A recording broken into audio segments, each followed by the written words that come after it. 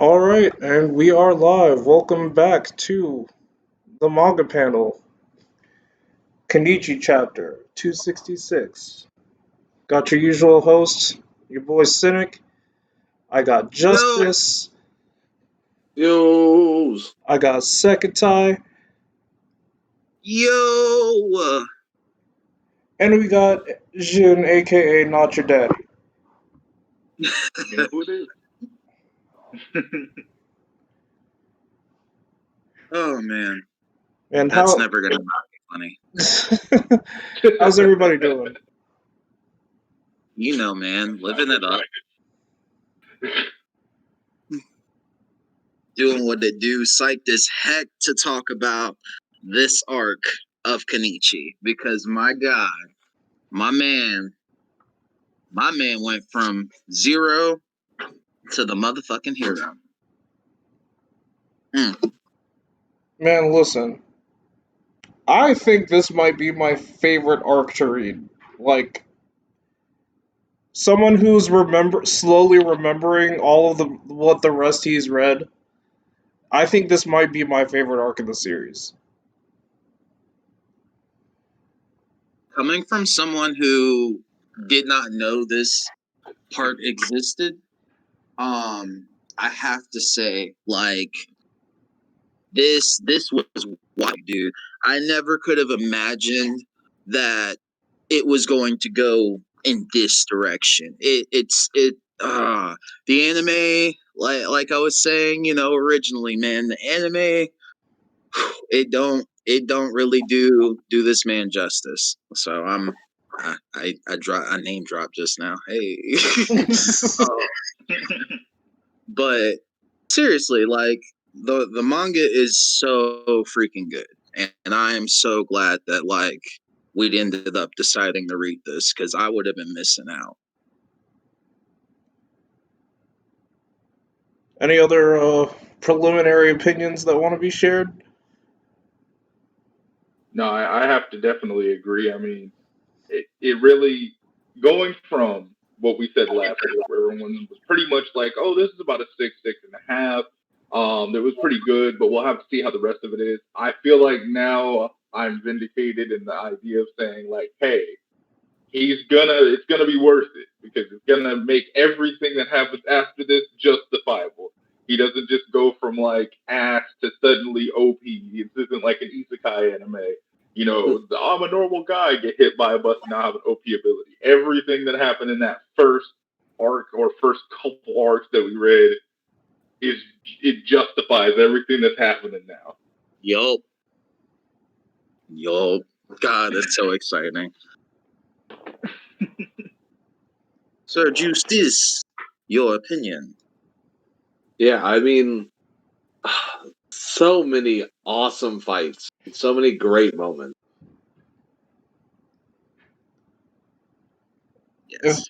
if that doesn't sum it up, like, I don't know what does. If you're sitting here in the chat wondering if we recommend Kenichi to be read, the answer is Yes. yes. Like, overall, the first part I will admit openly that it's a slog, but like, man, as soon as that fight at the end of the last arc happens, things ramp up, and it's wild. I love it so much. And I think one of the things that really gets people going is that you actually get to see the masters in action.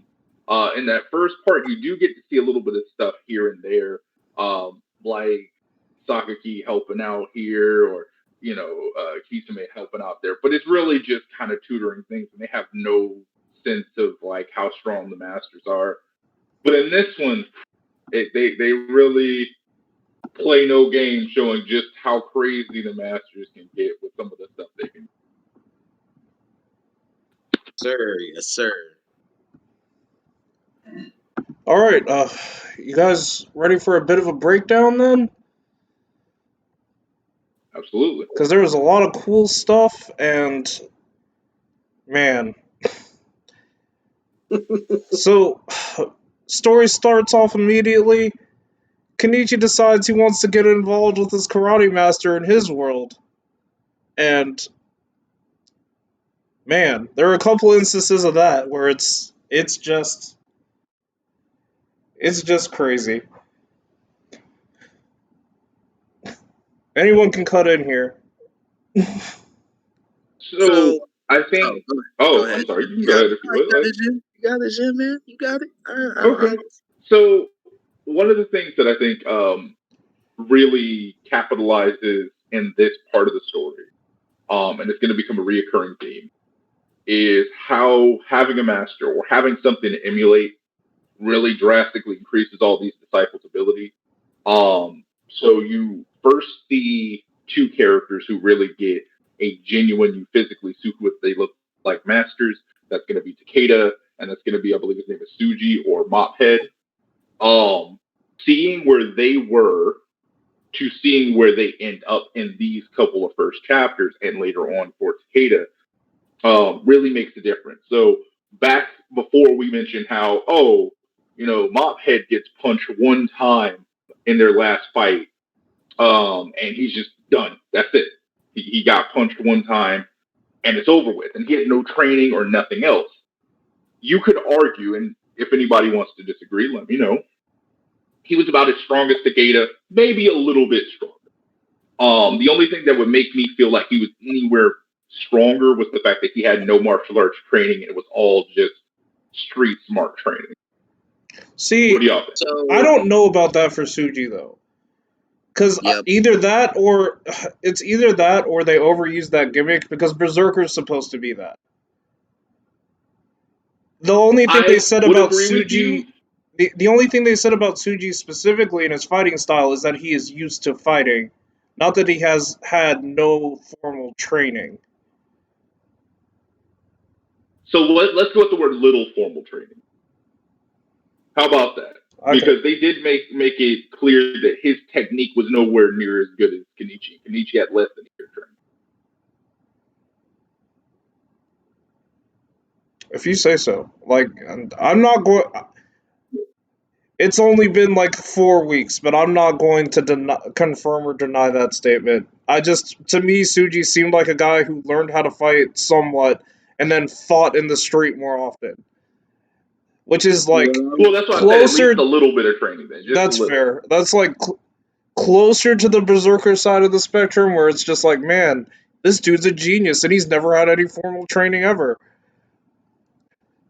Yeah, but so Berserker is he's a whole different beast in my opinion though, because where Suji was used to having scraps with different people, and that's pretty much what taught him how to fight. It felt like Berserker literally just battled exclusively on instinct, and his instinct and aggressive, violent nature just made it so he could fight. I mean, remember he gets his arm broken by Hermit, and he's just like okay, and just keeps fighting like nothing happened. I don't know that Suji would have been able to do the same thing. No shade against Suji. He was, a decent fighter for where he was in the story. I just can't personally say that if his arm was broken in that same way, that he would have been able to keep up with Herman in any capacity after that. Fair enough. I would have So, argued he wouldn't have kept up with Hermit at all. But anyways. well, here's an important thing I'd like to point out in the argument of Takeda and Suji. Suji was originally the one that was supposed to carry out Takeda's execution. That's true. And Suji was in line to be one of the 8 Fists of Ragnarock. Takeda wasn't even close. That's true. Well, I take that with a grain of salt. But rather than worrying about Ragnarok rankings, let's talk. I do agree. Like people who gain masters definitely get better at martial arts in this universe. Amen. Well, the reason I brought the ranking system up is because it is kind of important to prove my point. So when you look at Takeda and Suji, even if we want to say they're around the same strength level or equal strength level, let's just say around that strength level because none of them were fists. I would say by the time Suji comes back and Takeda gains his own master, at first, I'm not talking about during the tournament. Those are two different Takedas. I'm talking about when he first gets a master. When he first gets a master, and when Suji first comes back from training in the mountains and having a master for like a couple weeks, when they first show up again, I would say that they went from below any of the 8 fists, including Kasara, to having the ability to probably fight Hermit and Berserker. They were at least, I would say, the top 3 level of the 8 fists by the time they get a master.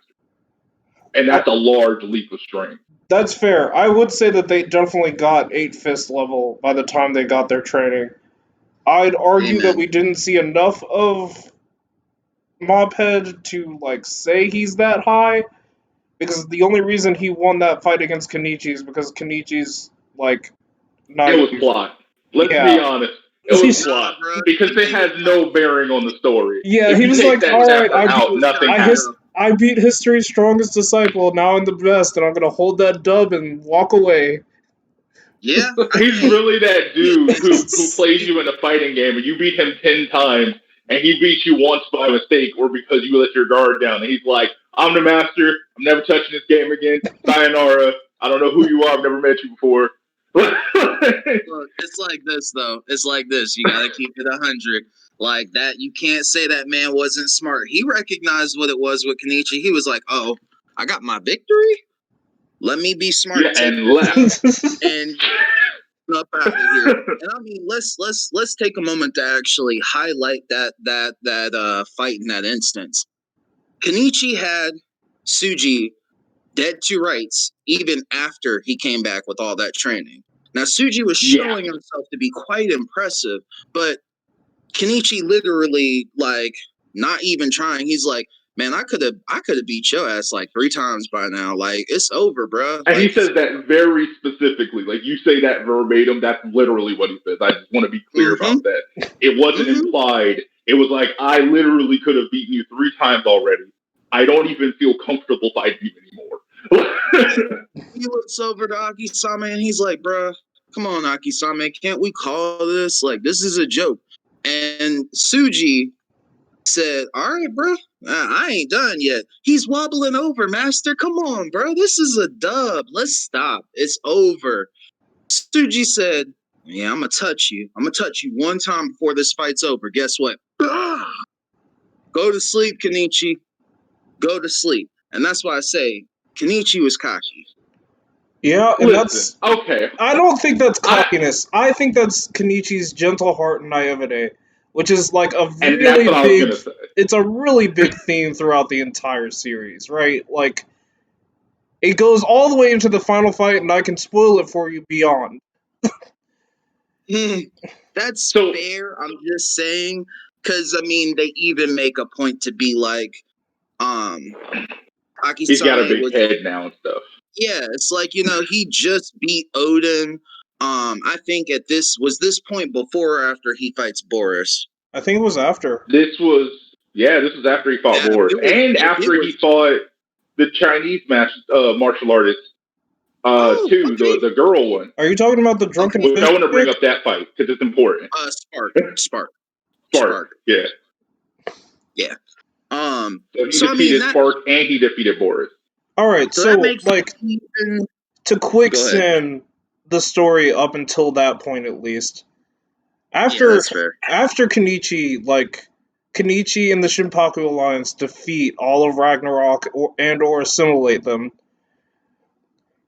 Yomi members start looking for Kenichi because they hear he's the mightiest disciple, and they gotta defeat him to gain the title.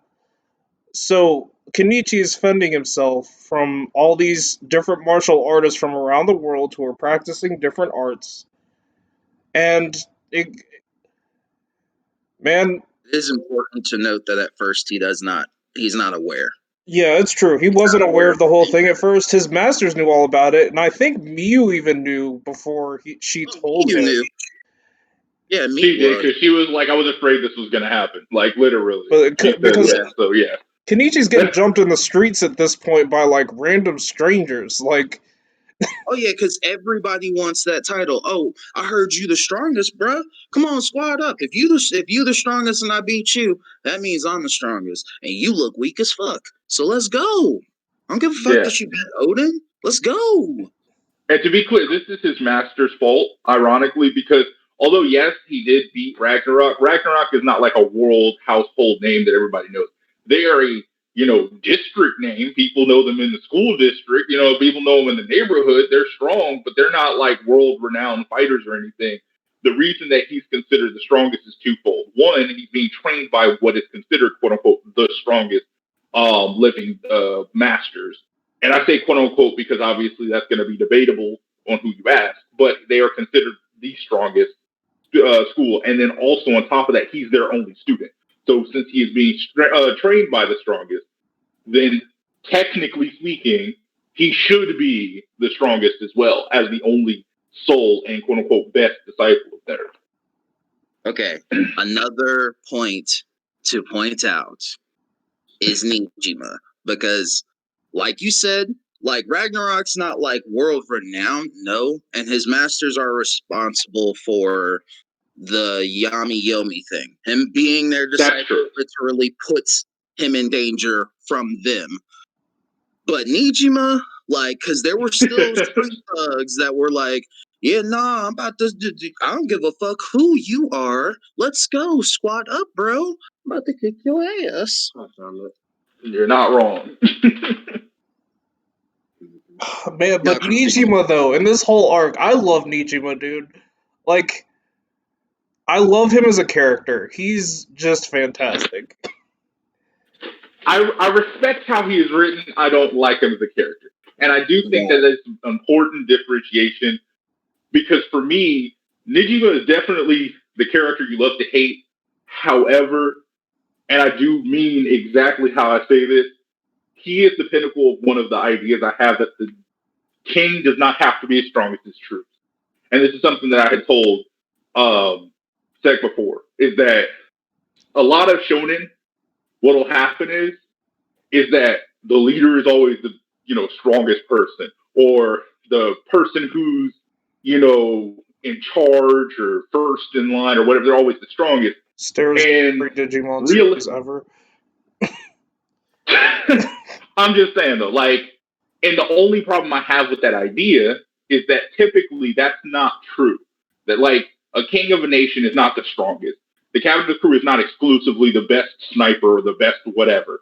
They are just the leader. Now, Nijima has his skills, and it is important to give him his credit where it is due. But he is not the strongest person on his team. There's no question. There's no debate. Even the scrubs on his team could probably knock his ass out. Like if they fought and he didn't run. Like if they fist fought, he'd probably get knocked out by anybody on his team. But the fact of the matter is he's one of the smartest people on his team, and he's one of the most crafty. And I do separate those two things. So it is important to note that he brings his own skills to the table that have nothing to do with the strength, and it is proven much more during the tournament when he actually joins the fight. Yeah, well, I wanted to talk in an overview about the general of what happens. So after Kenichi starts getting all of these, after Kenichi keeps getting these run-ins in the streets, his masters are like, "All right, Kenichi, you can stay or go." And Kenichi, being our good shonen boy, says he's gonna stay. And at that point, the masters decide to enter the School of Real Zanpaku into one of the greatest tournament arcs I've ever read. No cap. Invitation. I actually love this tournament arc so much. It is a very good arc. And Kenichi enters, leaving behind his friends because him and his masters both think it's best for their safety. And Nijima, being the slime that he is, with the help of Hermit, the rich boy who's like the tsundere of the Shinpaku Alliance, they enter the tournament as well. So I'd like to take this moment to chime in real quick. We're going to have to up Nijima. Yeah, he's the slime ball. But you know what? This man is the supreme slime ball. Okay? I can accept that. Like... But I think it's slime ball of the world. I got you. Yeah, he ain't no cap. He's a slime ball. He is. But man, I swear, Nijima, somehow I have come to really admire and like his character, the slime ball that he is. And so throughout all this stuff happening, especially before the tournament actually started, Miyu has been trying to learn a lot more about her past and herself, and that's something that gets more deeply explored in this arc than it has been previous. And there's definitely a lot more development as far as like the Kenichi Miyu ship is the best Amen to way I that. can say that without, you know, trying to sound over wordy. So one of the things that we had brought up last arc was that Kenichi does not like to fight girls, and I do think it is important to mention that unlike other characters that we have seen with that debilitation, let's call it, he actually finds a way to defeat. I use the word defeat instead of fight, very I specifically. think subdue A girl would be better. Yeah, I like Huh? it too. Subdue is Subdue fine. would probably be just a little bit better considering what you're about to explain. Subdue is fine then. So Kenichi ends up fighting Spark. Spark is a woman martial artist who is trained not only in Chinese martial arts, but trained to kill her opponent. In the So- drunken fist. Oh, I guess I probably should have explained like the ideals between Yomi and Ryo Zanpaku, or Yomi and Yeah, Yami and Ryo Zanpaku. So, If you would like, yeah, you can go ahead and do that now then. like Ryo Zanpaku is the fist of life or the protecting fist. They believe in using their martial arts to protect themselves and the people they care about. Whereas Yomi and Yami believe that the true essence of martial arts is in completely destroying, killing your opponent. Because it's called martial arts, they were made for war, and they think that's martial arts in its purest form.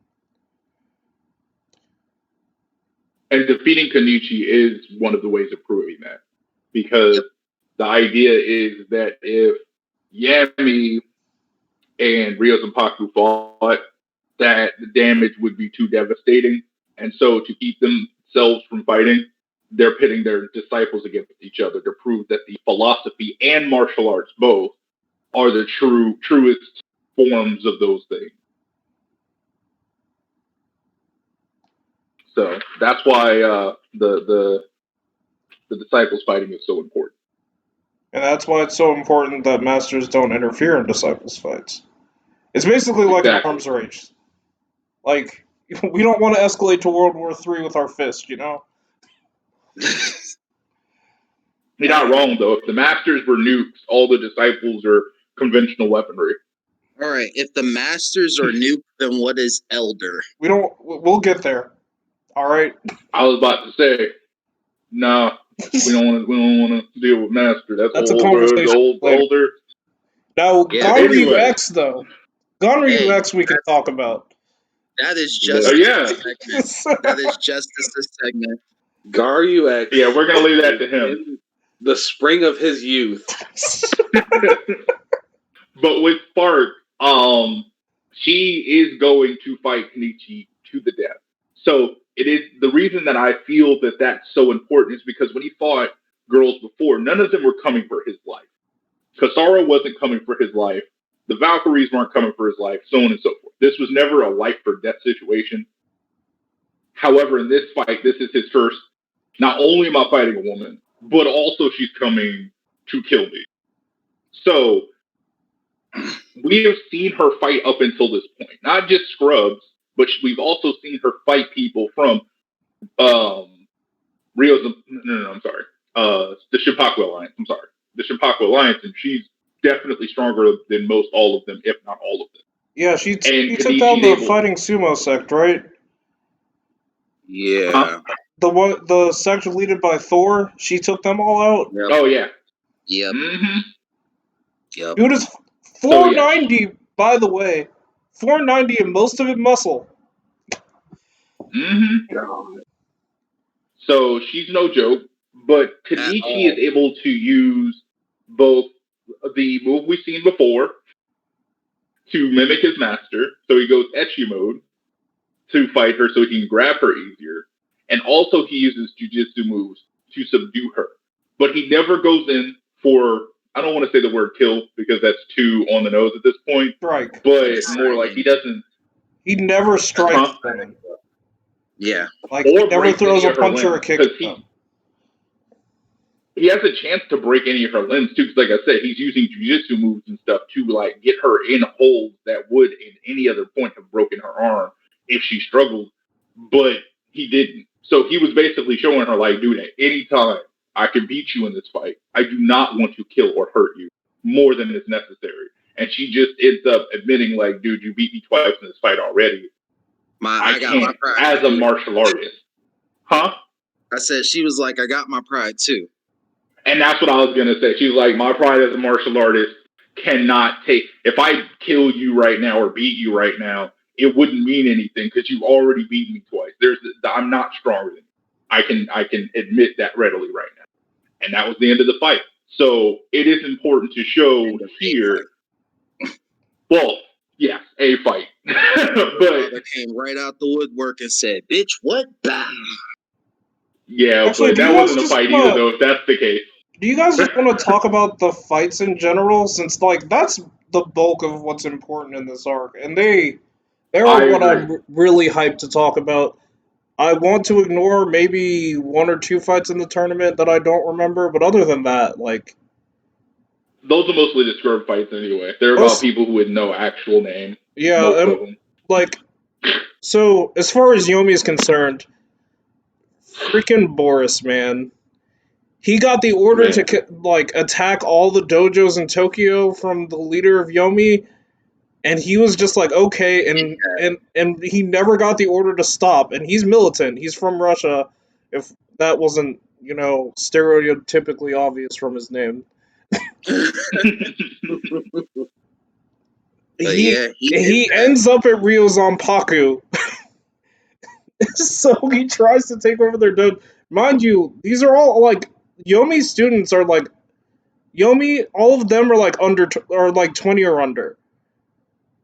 And he like invaded Ryo Zanpaku, where the masters live, and tried to challenge the dojo. And then Kenichi took him on.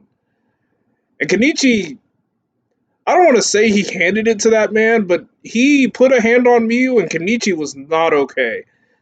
Oh yeah, Kenichi wasn't happy. Wait, don't skip this part. I wasn't gonna. Because this part is important. Yeah, so yeah. His whole. Go ahead. I'll let you tell him because this part is important. All right, so Seidoki. Seiki is the kind of energy you use to keep calm in a fight, and Do is when you let your ki explode for explosive attacks. Kenichi gets so mad that the masters think that he's going to forget who he is, but he ends up putting his anger inside himself and internalizing it to increase his Seiki. And that hints at something later. I'm not going to say what, but I think it's pretty cool. Yeah, and it is really important that even his masters were worried because that's how much energy he was letting off. Now, I do want to be clear, energy in this one is a lot more metaphorical than in something like, Naruto or Dragon Ball or stuff. You don't really usually see actual ki coming off someone's body. It's more like, again, killing intent or aggression or something like that. So I do want to be clear, he does not ever in this story, no one ever shoots a ki blast or anything like that. Man, don't do that. You still have, I was about to say, by the end of this arc, you're going to be a liar. No, I'm just kidding. You're going to be a liar. I was about to say, hold on. How about the end of this arc? Zonda, you forgot. Djinn, you forgot, dude. I don't remember anyone ever shooting a ki blast specifically. Oh, man. Yeah, it happens. It happens. It will. Sorry. Then I must have forgot. Well, up until this part of the story was no one ever shoots a ki blast. I don't remember that. I know what y'all are talking about. That was sick. But yeah, we'll get there. We will get there. But for the most part, he's right. Yeah. The story is not that wild. All right, yeah. So he basically hands, like Cynic said, he doesn't totally mop the floor with Boris, but he made it pretty clear to Boris himself, like, I don't think I was going to get out. I don't think I was winning that fight. And that's important because, like, one of the things with Kenichi, especially after that fight with Ragnarock, he's getting a lot of his opponents to admit defeat. Like, they are literally like, I don't think so. I don't think so. And something I want to But mention too, because you guys talked about it being an ass pull. All right, this is the second time we see Kenichi. Well, I guess third if you count his fight with Spark. This is the second. This is a third time we see Kenichi copy a master's rhythm, because he does one of Akisame's jujitsu moves and his eyes change. yeah, they I don't even know. make I don't know that I would compare that to him copying his master's rhythm. And the only reason, to be specific before you guys argue, the only reason I say that is because the eye thing specifically, it isn't something that's only exclusive to the Masters and comes up later as something he does at the end of the tournament against Sho. Like the little eye energy laser things that the Masters have, it's not just for them, and it's not just for Rios and Paku and stuff like that. But I feel I like don't know if I I'd feel count like I that. even remember his face changing to kind of jokingly look like Akisame's at that point. with If it's the face thing, I won't disagree. But the eye thing itself, the way the panel was drawn, if I recall right, was literally what Cynic just described, and then Akisame was literally like silhouette style over him as he was doing said judo move. And if I even remember right, he did throw a quote in afterwards. Well, not a quote, because he made up his own philosophical bullshit based off of Akisame's actual. that's probably true. This was like early on in the chapter, so maybe I just don't remember it being like that. The eye thing specifically, I wanted to be specific about, just because the eye little lasers that come out of everybody's face, that's not necessarily a mask. Yeah, I was talking about like the facial expression, and Akisame specifically has no pupils. Yeah, which is weird. Yeah. Which I don't know if he's supposed to be blind or not. Like, that's something that never gets talked about and never like elaborated on. He has no pupils. Is he blind? I don't know. But it would be cool and kind of fitting, because jujitsu and judo are really practical martial arts for somebody who's visually impaired to learn. If anybody in the stream is listening, I, Cynic, am visually impaired. I've done some research into that. Striking martial arts, not great, but grappling things, that's pretty good for visually impaired people to learn, because there's a lot of, you can feel a lot when you touch someone or when with center of gravity. You don't have to look. So it would be kind of cool. It might be my new headcanon now. I mean, I could be. It would be cool. So we all have established that Boris was defeated. It was not handily to the extent where like Kenichi would not have taken any damage or anything. But Boris was pretty sure he was going to get defeated if they kept going, which is also something that's important. And he was and he was one of the Shadow Nine. No, what are they called in Yomi? I don't remember. The one Shadow Nine Fist. Okay, yeah. I thought that was their teachers were the Shadow Nine Fist, and they were called something else. Oh, I don't know what they're called. I thought they were just called them ever really going into that, because the only real title that we get is Leader of Yomi, and then Disciple of a Shadow Nine Fist. You know what I'm saying? Like, so I guess something else that needs to be explained, because we didn't actually say it explicitly. Yomi is like the teen group version of Yami. Yami are the masters that teach the Yomi disciples, and Yomi was name dropped as a gang during the Ragnarock saga. And Ryu initially wanted to like be able to deal with Yomi. So they were name dropped. I don't want to say like far earlier, but like they were sprinkled in just enough that we could feel this coming. They didn't come out of nowhere. Yeah. Yes, sir. So who wants to talk about the king, though? Who wants to talk about the king fight? I would like to talk about the king, if that is all right. Talk about the king, my dude. Please talk about the king. All right, so let's talk about the king. I'm gonna mainly highlight the fight, just for the record, for those who have read it or who are going to read it. During this fight, things with Miyu's history, backstory, flashback, memory takes place, which gives me a headcanon, which I need to get your permission, Cynic, to share that headcanon. I mean, it's only headcanon. You only need permission for the spoiler if you want us to answer if it's true or not. Okay, cool. Well, then I'm gonna say what I think is going on. I'm pretty sure Saiga Ferengi, Miyu's dad, is the leader of Yami, and I'm also pretty sure that Miyu's dad killed Miyu's mom, possibly in front of her. That remains to be seen, but that's my theory. But on to the One fight. of those is explained in It's this true. reading. They are. One of I them. couldn't remember if the other one is, but one of them definitely is.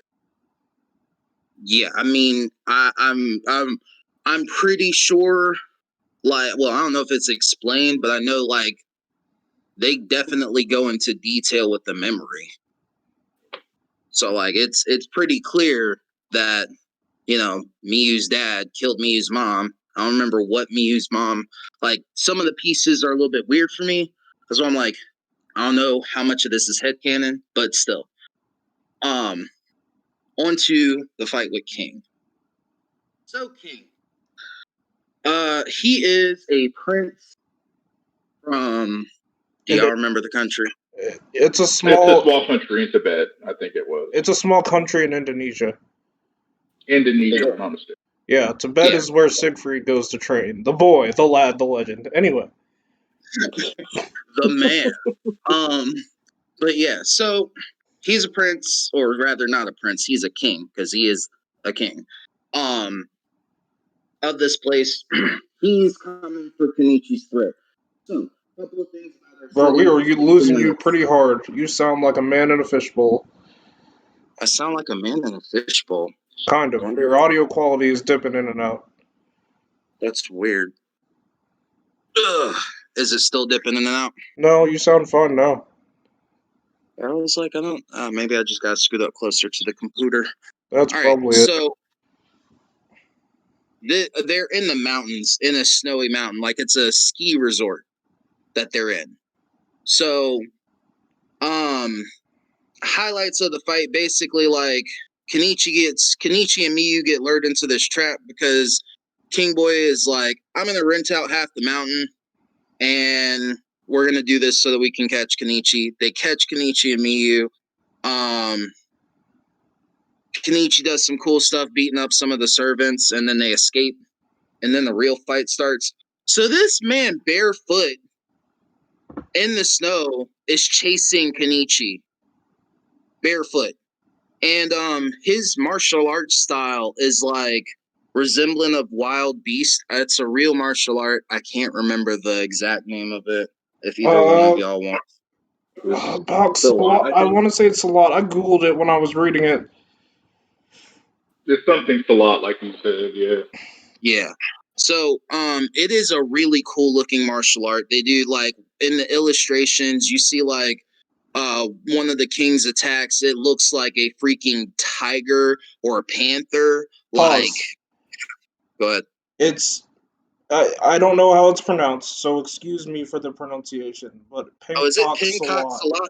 Yeah, it's Pincoxalot. All right, cool.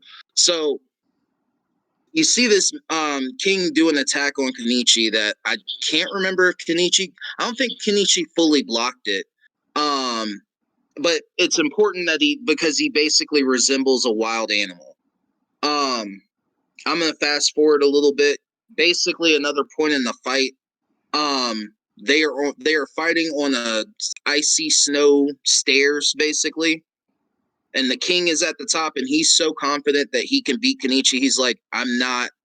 A king doesn't drop below. You could not be more overt with that kind of, like... I just want to say that. You could not be more overt with the themes you're trying to convey with that scene.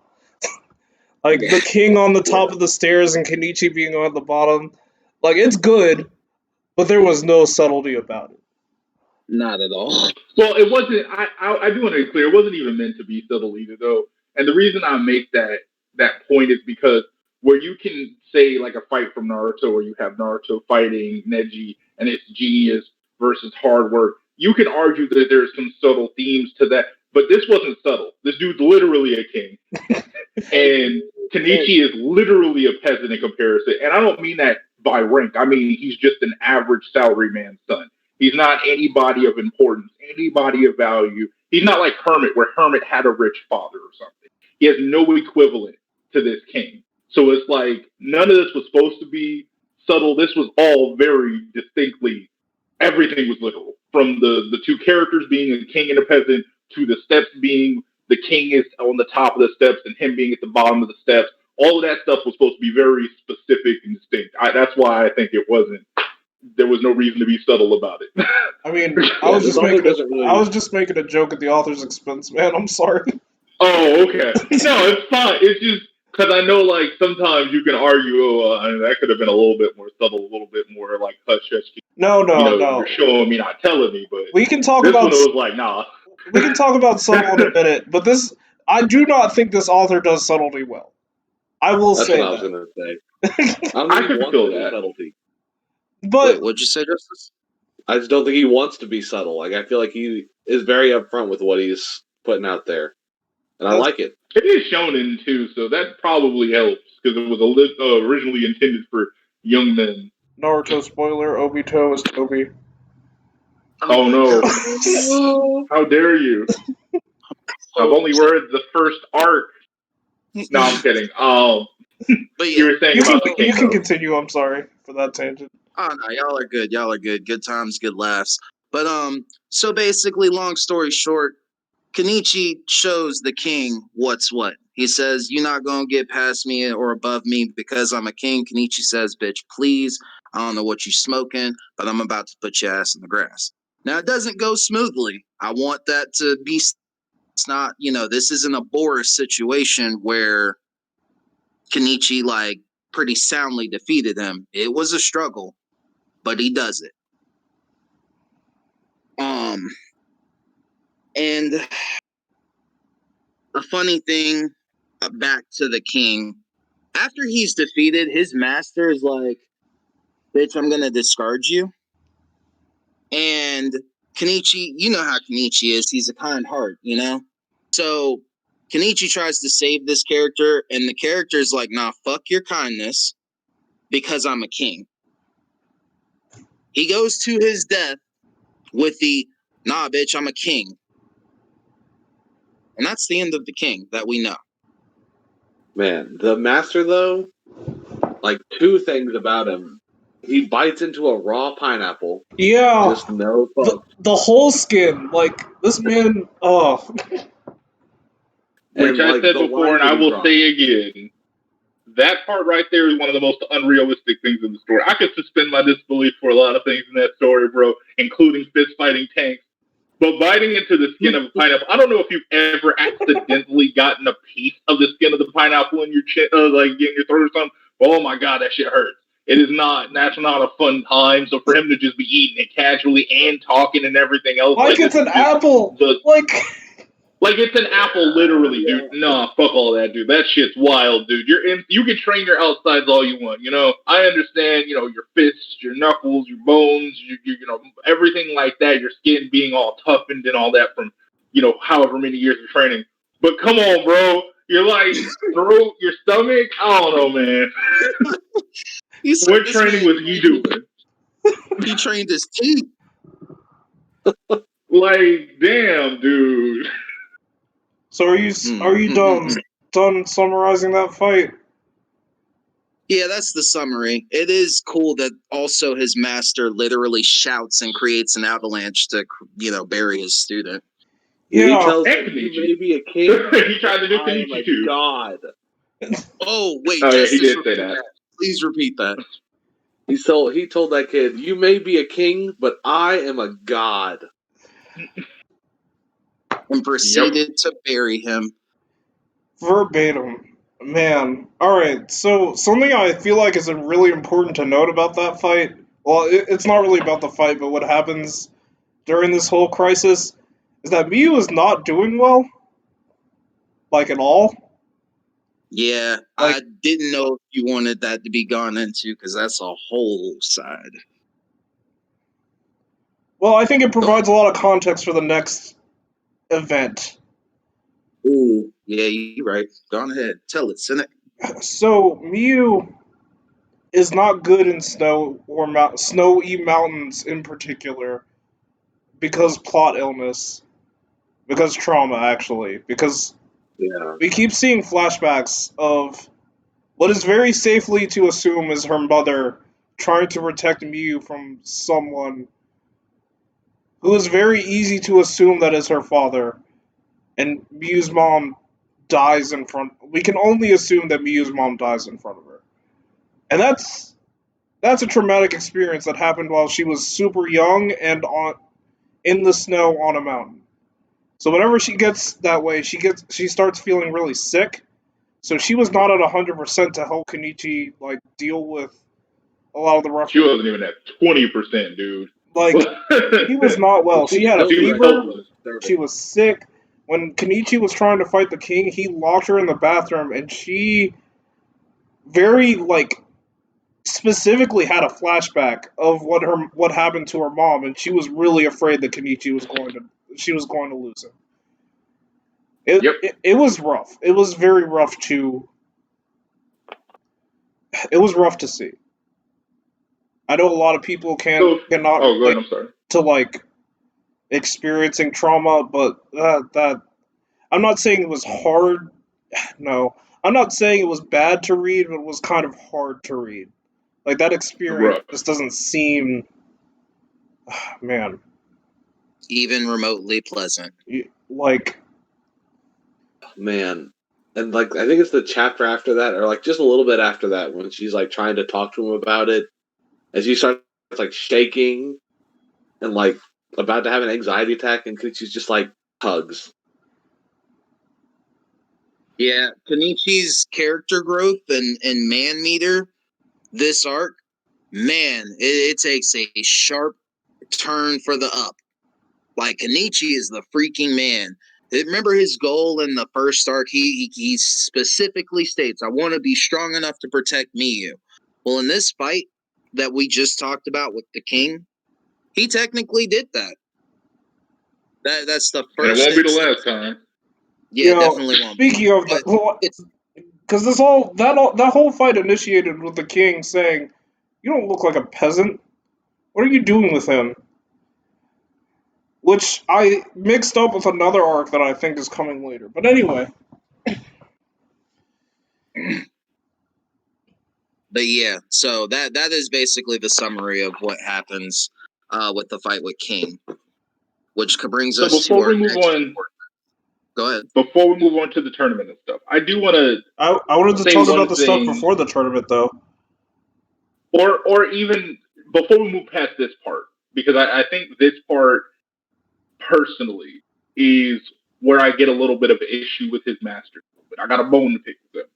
Okay, so pretty much up until this point, we have said several times that his masters have told him, "You have no talent, etc., without going into every specific insult they've ever thrown his way. I do think this was the point in the story where I really felt frustrated with how mean they can be to him, I'll say, even to the point of being discouraging a little bit sometimes. Because in this fight with the king, they mentioned, oh, this guy is from a very hot place, and he was fighting you in the snow barefoot, and you could barely beat him. And like, if that doesn't show you that you just need more training and like how much you suck, I don't know what does. And it's like, okay, so couple of things here, guys. He was outnumbered. He was fighting someone of equal strength, if not stronger, from a martial art he'd never seen before, and he was protecting a whole nother person at the same time. Also, So that I would martial say that artist they were wasn't barehanded. Like, there was a point where he true. specifically used a knife. And it got Yep. Kenichi. He got Exactly. wounded, like, in the shoulder. Exactly. So it is not as if Kenichi went in there with all the advantages under his belt. Kenichi hadn't even ever fought in the snow either. So this isn't even one of those things where they taught him how to fight in the snow and he had the upper hand. Like, they really oversell how much of a benefit it was in the fight for Kenichi, or how much of an advantage Kenichi had for how he barely won. And it isn't the first time they've done that, but I think this is really, this one and the fight with Tsuji is when they're at their meanest. The Tsuji one, I can let go a little bit because you can play for comedic effect, but like, they're really like mean to him sometimes, where I'm just like, okay, but you can pat him on the back. You can say, look, you could have done better in that fight. I'm not going to sugarcoat it for you, but you were in a life or death fight and you protected me, and that was your goal. So if you want to keep being able to do that, you need to get better so you don't get in a position where you don't know you're going to be able to protect her. That's a whole different argument than, dude, you had the advantage and you almost died. What the fuck was that? Like, you know? So I'm going to actually, I get what you're saying. And if it wasn't for what the masters have intended for him, on top of, you know, later, I believe in this arc, even Elder kind of goes over it with Kenichi, like, well, what is your goal? Kenichi's goal is a goal equivalent to what most people would call a fool's errand or a fool's goal. He wants to be strong enough to like protect people and right these wrongs and, you know, protect the people he cares about, but he also doesn't want to really hurt his enemy. So to really have the kind of strength that Kenichi wants, he's still a long way away from it. And while I do agree, yeah, they're mean. I mean, that's been the case since, you know, chapter 1. Like, they are mean. That is just how they are. But for that to be the case and for that to be his goal, and I think the masters probably know him better than he knows himself at this point. Yeah, I don't think they were necessarily too far off the mark. It just seemed within character for them to say that to him. I also personally think you're undervaluing the fight. Somebody fighting in the snow barefoot. Like, being barefoot on ice is not good or easy. And Kenichi at least had shoes on. It didn't matter that he had if he had special snow training. Like, the comfort of having warm soles and not wet and cold feet. That dude must have been suffering. Like, while they were fighting outside. And he wasn't used to that at all. It's not like he came from a place where, you know, snow is a native thing. He, you know, you got to think about what that would do to your feet. Your bare feet out there, and me and you have stepped out a time or two on the porch when it was winter and ain't had no shoes on, not in the snow, and it's like, dang, my feet are cold. You know, I'm losing a little bit of feeling in my feet. Imagine that in the snow. And he's from like an island where it's mostly where it's tropical most of the time. So I get that, you. guys. It's mean spirited. I will not disagree with you on that. But as far as the advantages, I would say that would constitute enough of being said. Could they have said it in a nicer way or like in a more Absolutely intellectual way instead of a condescending one? Yeah, they sure could have. But there was an advantage there. I'm not saying he had no advantage.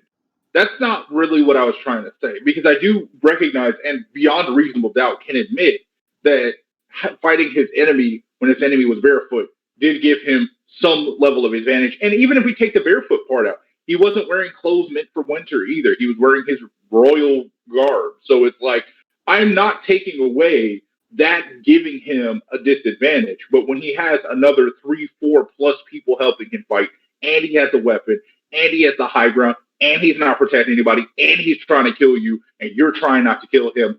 Like, I do think that you're starting to level out some of the advantages that Kenichi had. You know what I'm saying? Like, there were so many other things stacked against Kenichi that could have leveled that playing field when you consider what the king was coming with. You know what I mean? I respect your opinion, but I disagree with it. I mean, that's fair. That's fair. That's how I feel about it. That's fair. Like,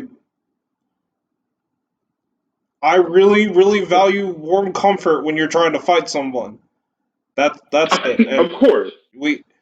like, is it evening out? Yeah, I would say so. I would still say Kenichi, as far as a fighter, had an easier time fighting him than the king had fighting him. But at this point, we end up talking in circles. We made our points. No, I get you. I get you. And I do want to say, I do respect you guys' opinion, and I don't devalue it or think that there is no merit to what you guys are saying. I hope you don't think that. It was really just came from the point of view that it's like, when you're talking to your student and basically making it feel like you had every advantage, and they do kind of mention that, he had a little bit of backup, but it's like they kind of downplay the fact that he was fighting multiple enemies, one of which was at least equal strength to him and was protecting Miyu and so on and so forth. I do feel like some of those things do make a difference. I mean, I don't think he needed to not have shoes on to make the fight equal. Like if they were both fighting in the same clothing, would then it be fair? Like, I don't know about that. You know what I'm saying? With all the other advantages that were on the table. I'll just say one more thing. You gotta think about the fact of who it is that's talking to him. They always are saying, like Ma can say, "Oh, there was a time I was surrounded by thousands of mafia people and blah blah blah blah blah." And Sakaki is always like, I mean, shoot, what's a couple of 100,000 people? Who cares? And we don't even have to go into Elder. He don't even have You're to 100% right. You see what I'm saying? So it's like, for them, and I feel like it's more or less, the masters are just gatekeeping martial arts. I'm dead.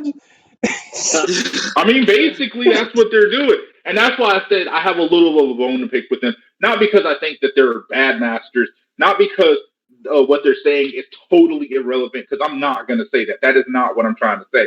But I do feel like there is a certain level of, like, if there ever became a point in the story, this is a story, so it wouldn't happen because the author wouldn't let this happen. But if Kenichi was a real person and he felt discouraged enough to give up, I wouldn't have been mad at him. I wouldn't have felt like that's inconceivable, just because they very, very rarely, and even the masters bring it up, they very rarely ever compliment him. And there have been points in the story where they were like, maybe we should have complimented him a little bit more. And they just don't ever heed their own advice. And I think that if he was a real person and he ever decided to give up, and I don't even mean because of the death battles and shit, just because they convince him so often that he's ass, well, I wouldn't be that surprised. I'm not saying he should, and I'm not saying he couldn't be convinced to come back, but I wouldn't have been shocked either. I wouldn't have been like, what? What was wrong with you? Oh, yeah, I don't disagree with you. I don't disagree with you either. I do think that it's important to note before we move on, because we have sat at this point for a little while. Yeah. I do think that it's important to just note that is something that is portrayed as a struggle for him. He goes back and forth a lot, and he ends up coming to the realization that he is making progress, but he's also very self-aware of the fact that he does not necessarily have talent for the martial arts in this world. Like, comparing any of us normal people, any normal martial artist to Kenichi, it'd be like, yeah, you're fucking smoking crack if you think that you don't have talent. Look at what you're doing. But in their world, you have people who are like, yeah, man, I can take on thousands of people at once with my eyes closed, with just my pinky toe. So in that sense, in that world, it would make sense for him to concede, I don't really have talent for this, because all of it, and every time he's fighting someone talented, and the talented person doesn't realize, like, what he's had to go through to obtain this strength, he always freaks out on them. He's like, are you freaking kidding me? This is hard work. You think I have talent? You think I'm lucky to have these masters? Let me tell you a thing or two. I would like to have a conversation. I would like to have a conversation about what institutes talent towards the end of this series. That's definitely and leave further notions of that for the end, because I have some issues with the idea of talent in general that I don't want to spend this whole episode on. Too much more time. I apologize for this rant. I do. It was something that did kind of bug me just the teensy weensy bit, just because of the way that they treat him from time to time. It's not like, again, I don't think they're bad masters or anything, but it's just I'm trying to tell him, like, you can at least say, damn, good job, bro. You beat Boris, and it was, you did it. That's it. You beat his ass. Like, you won. Yeah. Like, I can you know? understand why they don't, though. Like, I feel like there's a fine line between, like, acknowledging someone's growth, which I feel like they do decently, and, like, praising it, because, like, if you praise him too much, then he'll get a big ego and he won't grow. Like, I feel like they see where he will be, and that's what they're pushing him to, even if they have to be kind of rude about it, because they know that he can become, like, truly great as a martial artist. Despite having quote unquote no talent. Definitely They acknowledge Kenichi. They definitely do. Like even though they definitely make it known they don't think he has talent. They do, like, you are Ryu Zanpaku's the history's strongest disciple and all of that stuff. Like, they show that they have faith in him. Although they also show that they're definitely surprised by him more often than not, too. Let's move on, shall we? Yes. I feel like we've been stuck on this point in the timeline for a little while. So. Oh, no. I was just agreeing with you guys. I just thought it was funny. That was all. So, next after this, Kenichi is recovering from his injury. They go back to school. And long story short, he ends up going on a date with Miyu. A lot because she's starting to feel really attached to him, I think. Like, a lot more attached than previously, because Nijima states that it's guilt. Oh, I guess I should point out, if we're talking about Nijima things, Nijima is the one who rescued Kenichi and Miyu while they were in the snow and kind of stranded. Like, he went out to look for them with Tanimoto Hermit, right? Hermit, yep. Oh, I wanted to say that was it, but I wasn't 100%. So, Nijima is still looking out, even if it's for his own self-interest. Like, he's looking out for him. Mm-hmm. And the next thing that happens is they go on a date after visiting Miyu's mother's grave, correct? Yeah. I was pretty sure that was the date. Well, they went to the grave first, and then I think they went somewhere else after that, and the elder just went somewhere. Yep. Elder was looking around, and he went on a date with her, quote unquote, and that's when they meet the worst bad guy. Are you talking about Soul? Wait. Huh? Nothing. Just Guilty Gear references. Don't mind me. Oh, I love my you for bad. that. Yeah, I got it. That was great. That was so great. But yes, they meet Sho. Yep. They meet Sho. Do we find out who he is immediately? Yeah, what do you mean? Pretty immediately. Like, it's like, well, yes and no. Well, yes, because we've seen instances of him with Yami and his master, and they've mentioned he's the leader of Yomi. We're in a go. summary. We're in a summary right now. He's the leader of Yomi. He sees Miyu, and when Miyu like jumps up a tree and sees this image of her as a bird, and he gets an instant boner. And yeah, pretty much. Like, somebody else summarized this part. I'm a little fuzzy on it. I don't know how best to say what I want to convey with this whole thing. So Sho is the number one disciple as of right now of Yomi. He's the leader of Yomi, and he has been trained from childhood, let's say, because I don't know if it's been from birth, but I do know he was purchased as a young man to be trained. He was definitely a boy. Like, he was definitely a boy. Yeah. Okay.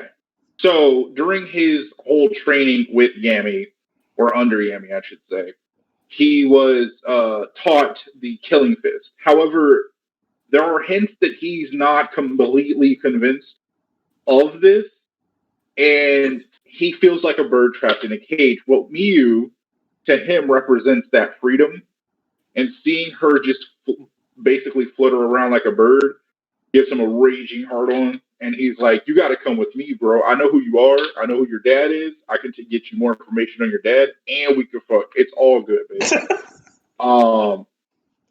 And so, of course, Kenichi is not here for that bullshit. He's like, "Yo, We don't do that here. But Miyu at first is like, wait, I can learn more about my dad?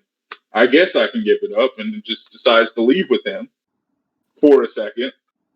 But because Kenichi's not here for it, and I believe he tries to attack Kenichi, and she's like, oh damn, no, I can't have that. Can't have you killing my homeboy. Well, So it's more Kenichi tries to stop him, and he's like, back the fuck up. yeah. And yeah, Tanimoto gets in the way somehow, gets attacked, and is like, yo, bro, this isn't somebody that you ready for.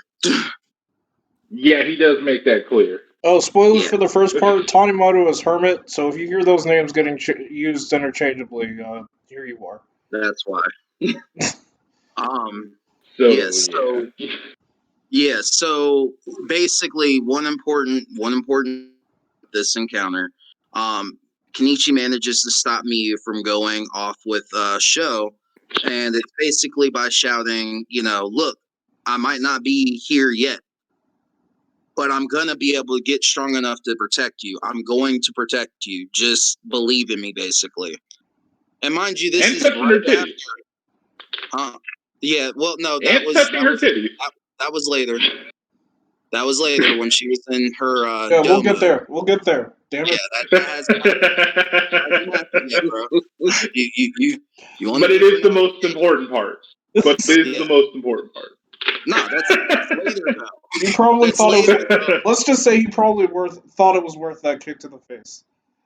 Well, definitely. I would have. Again, we will get there, but it ain't here yet. No, sorry, I apologize. You good, man. You just, you skipping ahead.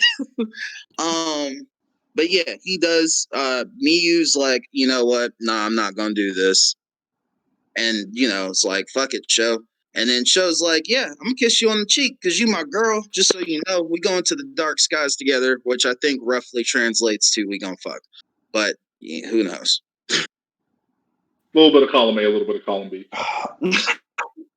Man, I'm not sure if what I'm thinking gets confirmed or not in the story. Justice, I'm gonna message you. I was about to say, I'd hold back then. With that said, y'all can keep summarizing. What do you think? Well, I was done summarizing that part because pretty much after he does the kiss on the cheek, she's like, oh my god, and Kenichi's like, you son of a bitch, and then they move on. Like that's the end of that interaction between Sho and Kenichi. But it is important, I guess you could say, to note, like when Tanimoto saves Kenichi, like he doesn't save him and it's like, oh, then in the nick of time I dodged that.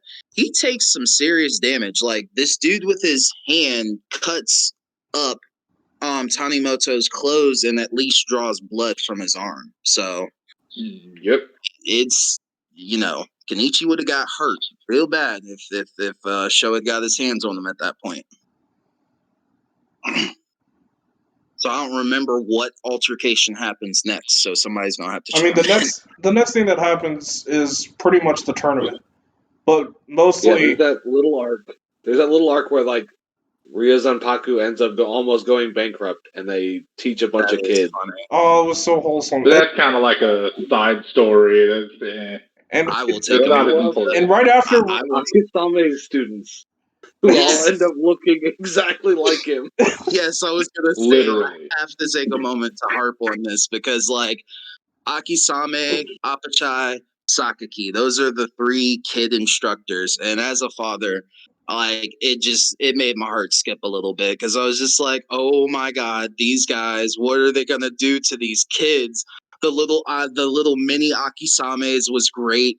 Sakaki looking like, a dad with a bunch of kids, like, and he's like remembering all of their names. And it's just an Apachai. We know how Apachai is. He's good with kids. Yeah, always.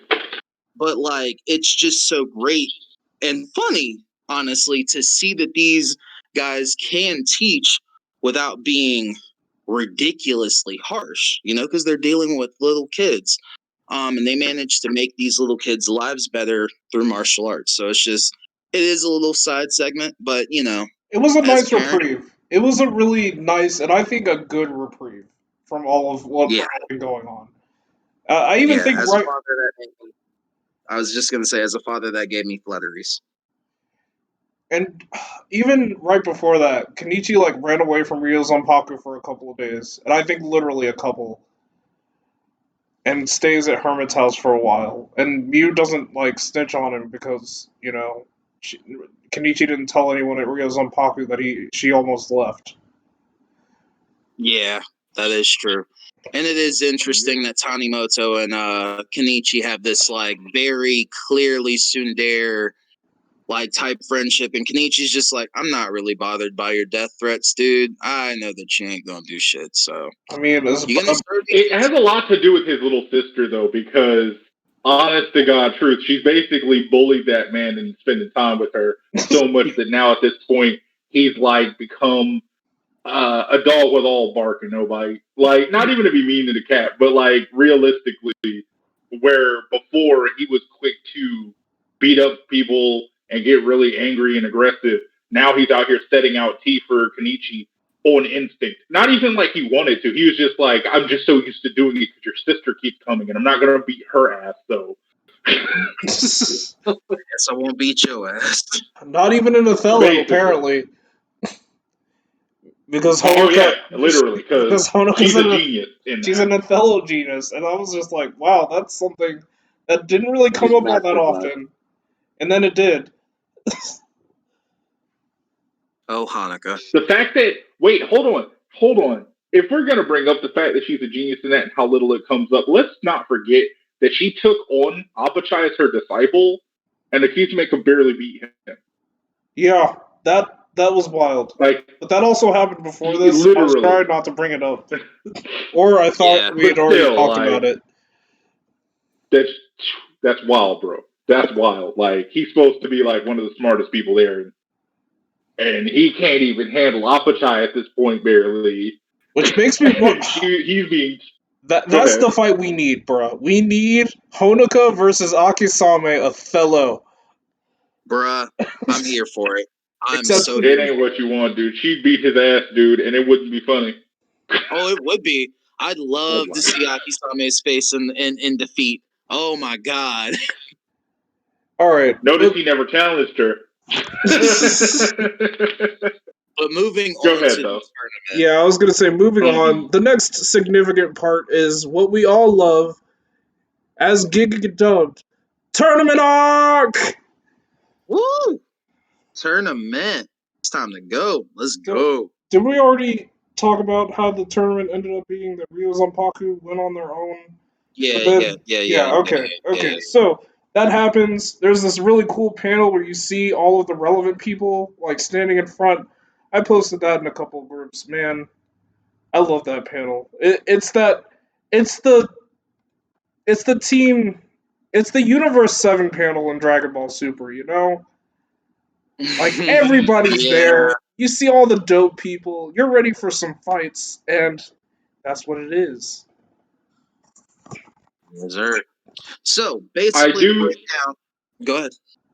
Oh, I was just gonna say, I do want to say that this tournament is being hosted by, well, not hosted by, I should say, being refereed by one of Yami's masters, the Smiling Fist. So they are in enemy territory at this point. That is an important plot point. They are in enemy territory.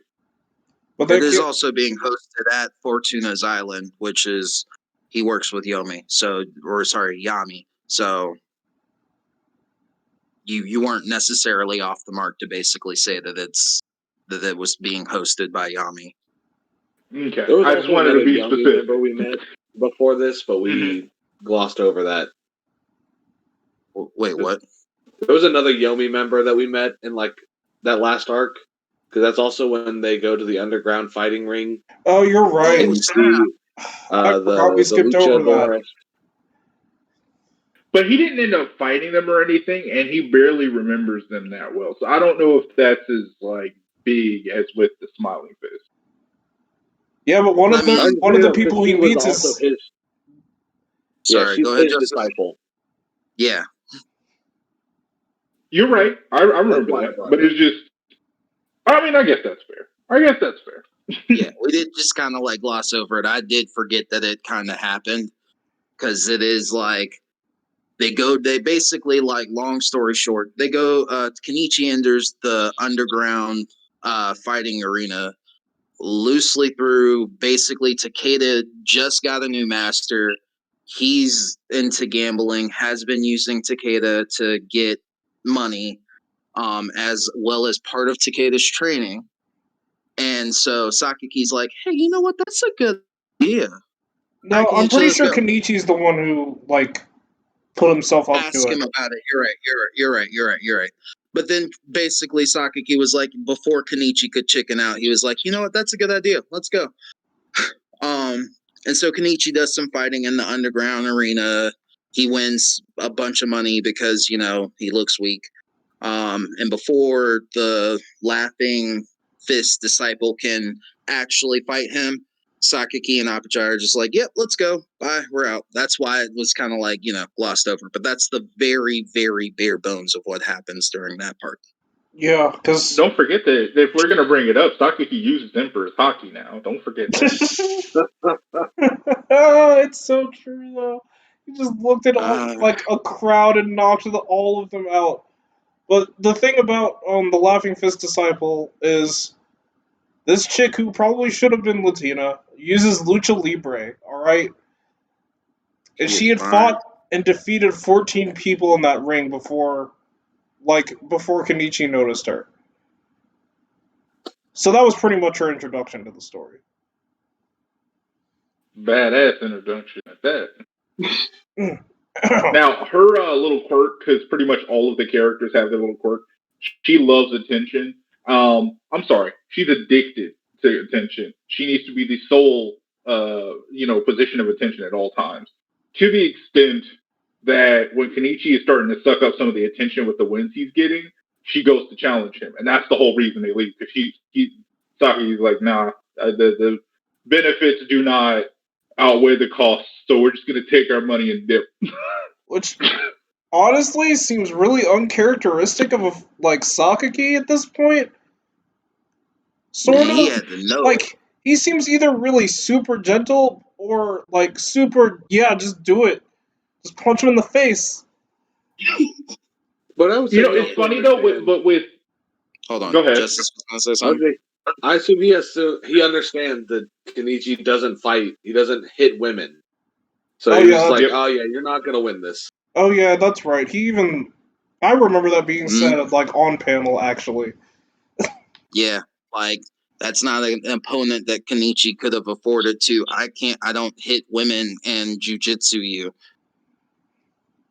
Also, on top of that, Sakaki is very sweet to Kenichi, in comparison to some of the other situations he finds himself in. So there's that. All right, but moving on to the tournament. Tournament arc. There, I did it less screaming this time. So a few important, basically, breakdowns of how this works. On our heroes team, we have the Ryu Zanpaku team, which is Kenichi and Miyu. Then we have the Shinpaku Alliance, which is the Shinpaku Alliance. That's Siegfried, Thor, gosh darn, Freya, Kisara. All the important good people from Ragnarock. Except for Hermit. Oh, bam. There you go. Yeah, I was like, I didn't want to say Hermit because I was like, yeah, he's not there. So basically, that's the rundown on the good guys teams. The Lucha Libre chick mentioned, her and her brother have a team. And then there are other various teams that we'll basically mention as we talk about the fights. I think Kenichi even ends up fighting their team. Ryo Zanpaku ends up fighting first, right? I thought it was the Shinpaku Alliance. It was one of the two. I'm not going to fuck around. Yeah, it was the Shinpaku Alliance, and I think the first person... No, who was the first person up? Was it Takeda? No, it was Mizunuma. Oh, it was against some random non-Yomi team, I think. Yeah. It was those combat Sambo guy. It was like the soldiers who didn't have names. Yeah, You're those right. guys. So, I wanted to talk about this fight in particular because this is something that like it kind of went over my head because I had watched the anime and started with an anime left off, but Nijima ends up being okay. A couple of people are missing from the Shinpaku Alliance, so Nijima's trying to fill out the team for their first man, and they let in what? How do you pronounce his name? Mizunuma? They let in Mizunuma, the guy who went to that karate dojo that taught like doing anything to win and just being violent earlier that Kenichi tried to reform. It's Using that guy. wheelchairs and shit. Yeah, Wait, look, and it was that guy who decided to go up first, and because Nijima saw the conviction in his eyes, and it reminded him of Kenichi. And I was just like, ah, yes, you do it, man, because otherwise he was just going to send in Ukida, which at this point in the story, Ukida is kind of like pseudo fodder. Like, he is Yamcha. I feel like you said And he's that, Yamcha, but you faded out a lot. oh man, I hate this thing. Is it better now? Yes, Yeah. Okay, yeah. I basically said he's Yamcha.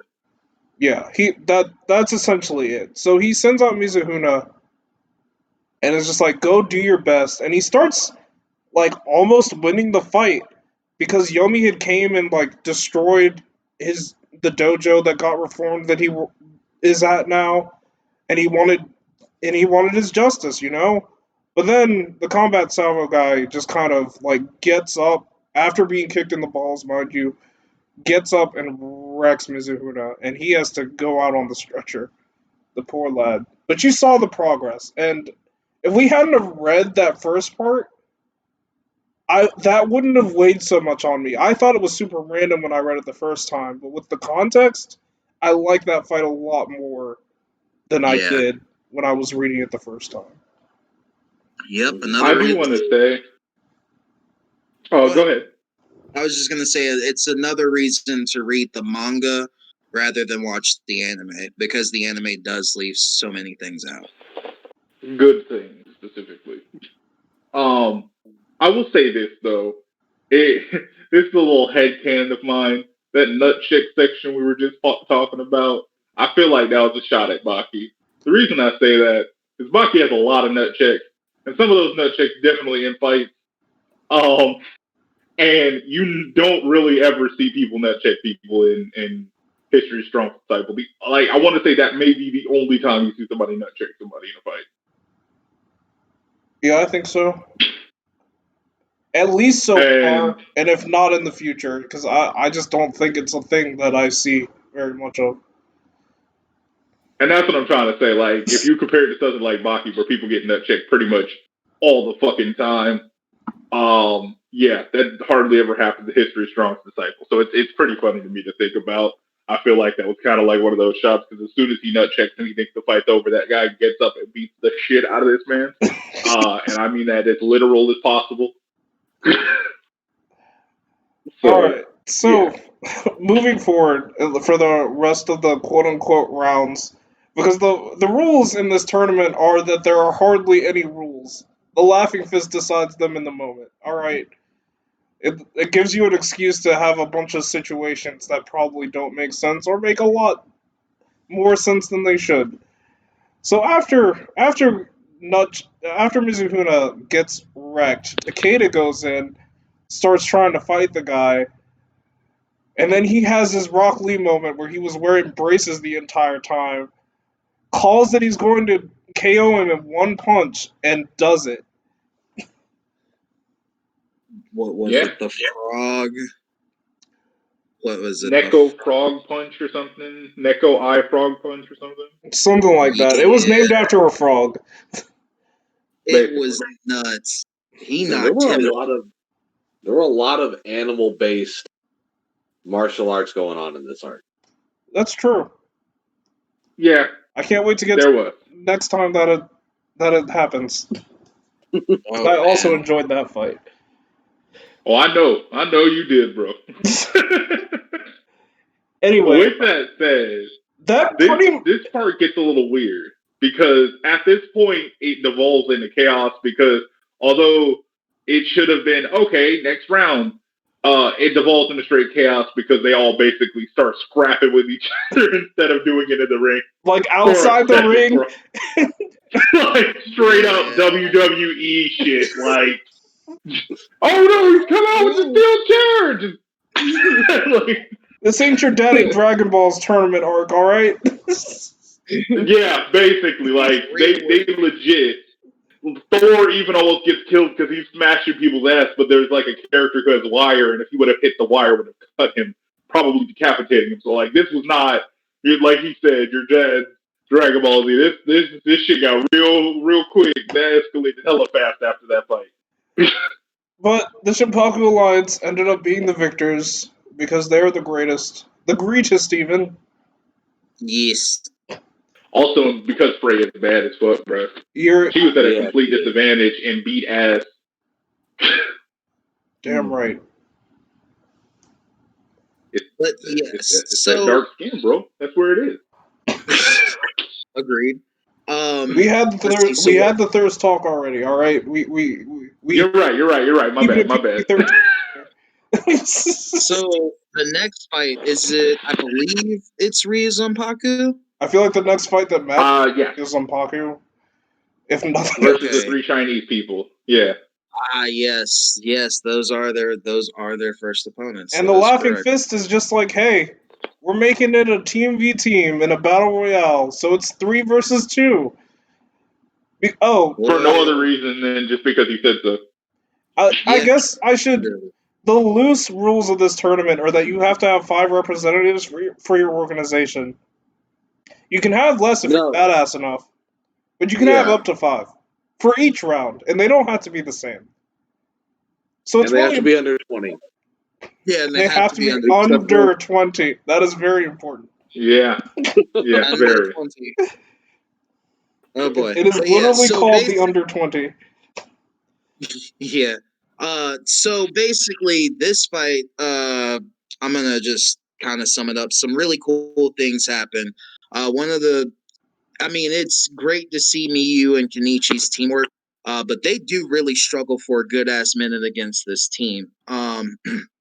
So yeah, even Miyu. Yes, which is important.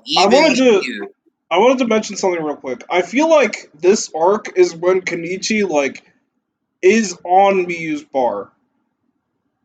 I would definitely agree with that. Like, if not on the same level, maybe only one behind, if that. So I'm gonna give Kenichi a little wank here. Honestly, I actually feel like he's slightly stronger than her. She's still more skilled than him, I think, but I do think he's stronger than her.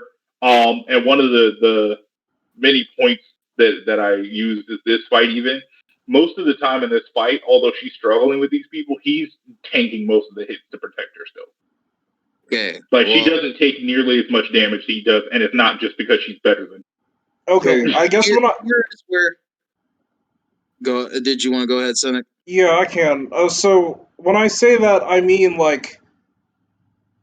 she definitely, I still think, is a higher skill ceiling than Kenichi. But I think Kenichi makes up for any gap that they have with his strength, literal physical strength and durability. That's fair. I can agree with that. Which kind of segues into the point that I was going to make about Kenichi.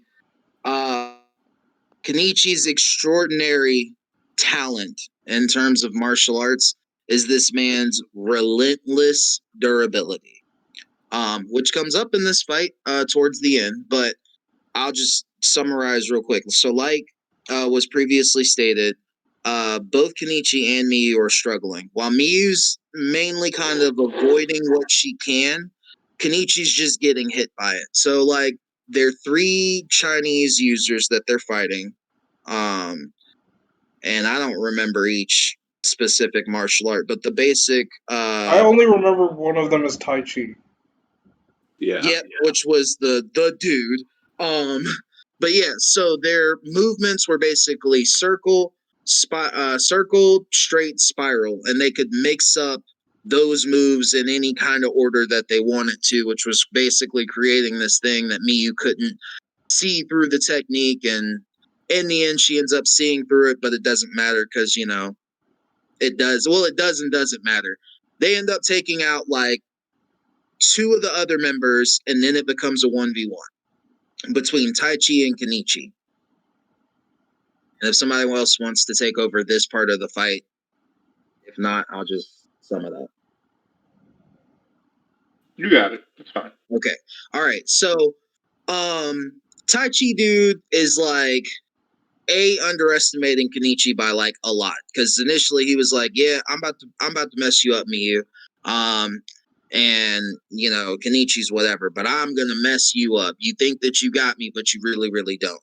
Kenichi's like, "Nah, bruh, you gonna fight me? That's right. You fixing to fight me. That's what it is." So weird thing. This Taichi user is a previous disciple of Ma Kensei. So this is kind of like a. I feel like you are underselling that relationship, because that kind of is not true at all. What? That they're not disciple? No, he was never a So it's like, disciple of Kensei. He was a disciple of somebody in Yomi, and Kensei rescued him and asked him to be his disciple, but the kid refused him. He thought Kensei was goofy. Okay, I was pretty sure that it was Kensei tried to take him on as a disciple, but I could be remembering that wrong. Either way, it's kind of a grudge match of the whole, like, you know, I wanted to be his You're fading in and out again. Are you serious? I'm sitting right by my mic. This is crazy. Can you hear me now? Yeah. Yes. Okay, am I still fading? No. Okay, all right.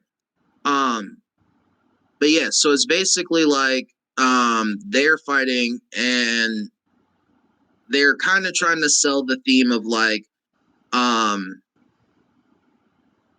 the Taichi dude's basically trying to be like, yeah, I'm gonna show that Ma Kensei is worthless by beating you.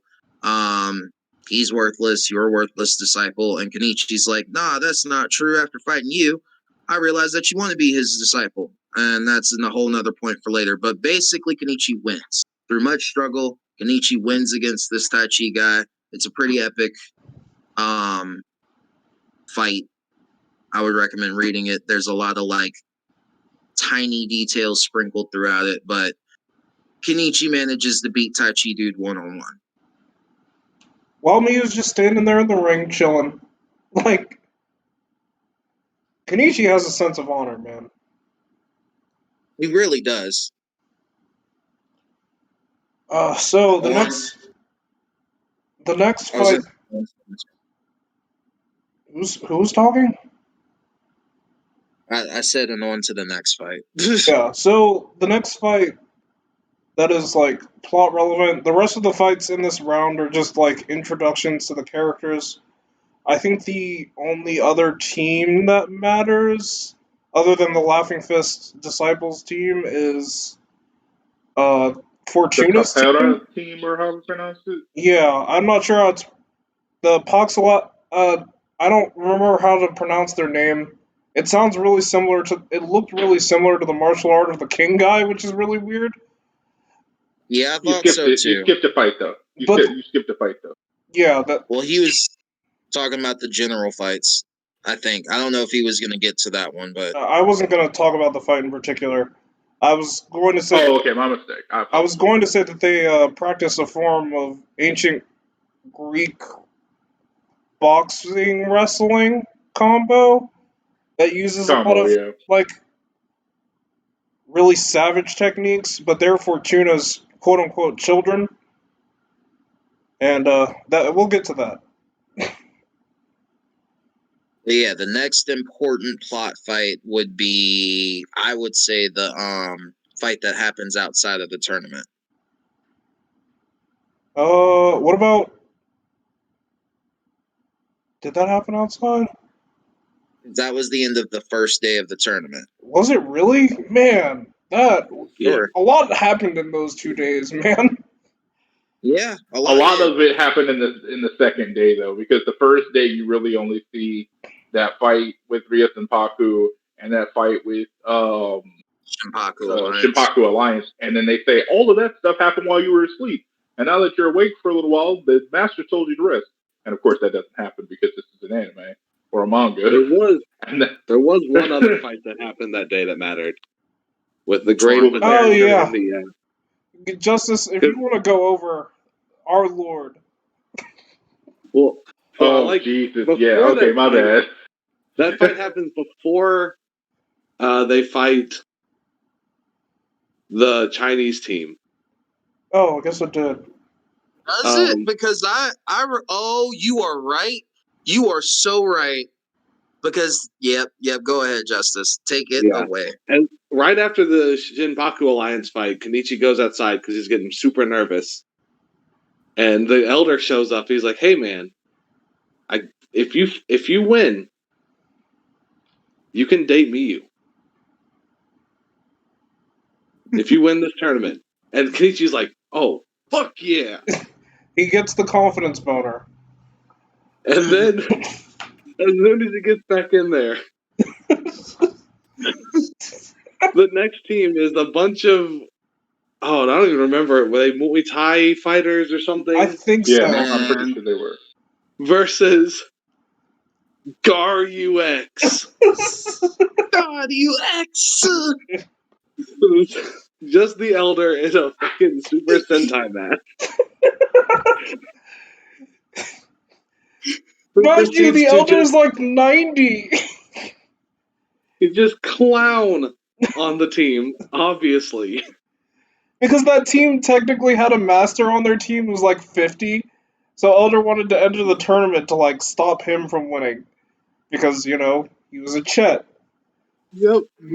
And as soon as the master shows back up, Nijima, who of course is, smart enough to see through it, is just like, "Oh, so Gar UX finished his mission. Is he gonna leave? You think?" Where probably the part that I laughed the hardest at in the whole arc. Oh, Elder just shouts it out. Gar UX is in the bring of his youth and plans to be the champion. Oh, Gar UX. Or so at least he thinks. Oh, they're man. not the same I'm going to tell you something, man. The Elder, it reminds me a lot, and I'm going to specifically say sect. Tell me if you just. Reminds me a lot of Garp in that do what you want type of attitude, old man. Oh, yeah. I'd absolutely agree. Oh, yeah. I only say that because he's one of the few old men out there, including Djinn, that follows the old man rule of do whatever you want. Also, I wanted to be like clear here. All right, it is literally Elder in a mask. Everybody knows it's Elder in a mask. Nobody thinks that it's like nobody is in surprise or shock or anything about any kind of reveal. It's just like, what the fuck is this old man doing? The only person that is the only person that fools is Apachai. Yep. But I mean, no one's gonna stop him either. Like even Laughing Fist kind of recognizes, yeah, this dude's a little bit of a problem. I'm not really all that interested in fighting him. I'm just let him do what he wants to do. Like, even Laughing Fist, like it's not worth it. It's not worth the fight. I'm gonna just let him do it. You got it, Gar UX. All right. Literally, like that's how it is. It's so funny. All right, let's get to the night though, because that's important. That's some important stuff. Yeah. All right. So nighttime comes around. Sho decides to show back up, and he's like, "Hey, me, baby, I missed you. It's time to kidnap you. You coming with me? I'm glad that you returned this thing that I had, which we kind of glossed over before, but they exchanged things. I think it was a hair clip, earring clip with a hairpin in it, and he had an earring. Yep, a caged bird earring. Yeah. Yeah. So they exchanged. Wait, sorry. What, Justice? Is it super subtle? Yeah. So they exchange things. They're like, "Yeah, I'm giving you your crap back." And he's like, "Hey, so you coming with me, babe? You know, I'm cool. You should leave that bug." By the way, he refers to Kenichi and most other people as bugs. This show. He's like, lose the zero, get with me. And she's like, "Nah, fuck that, fuck you. I'm not doing that."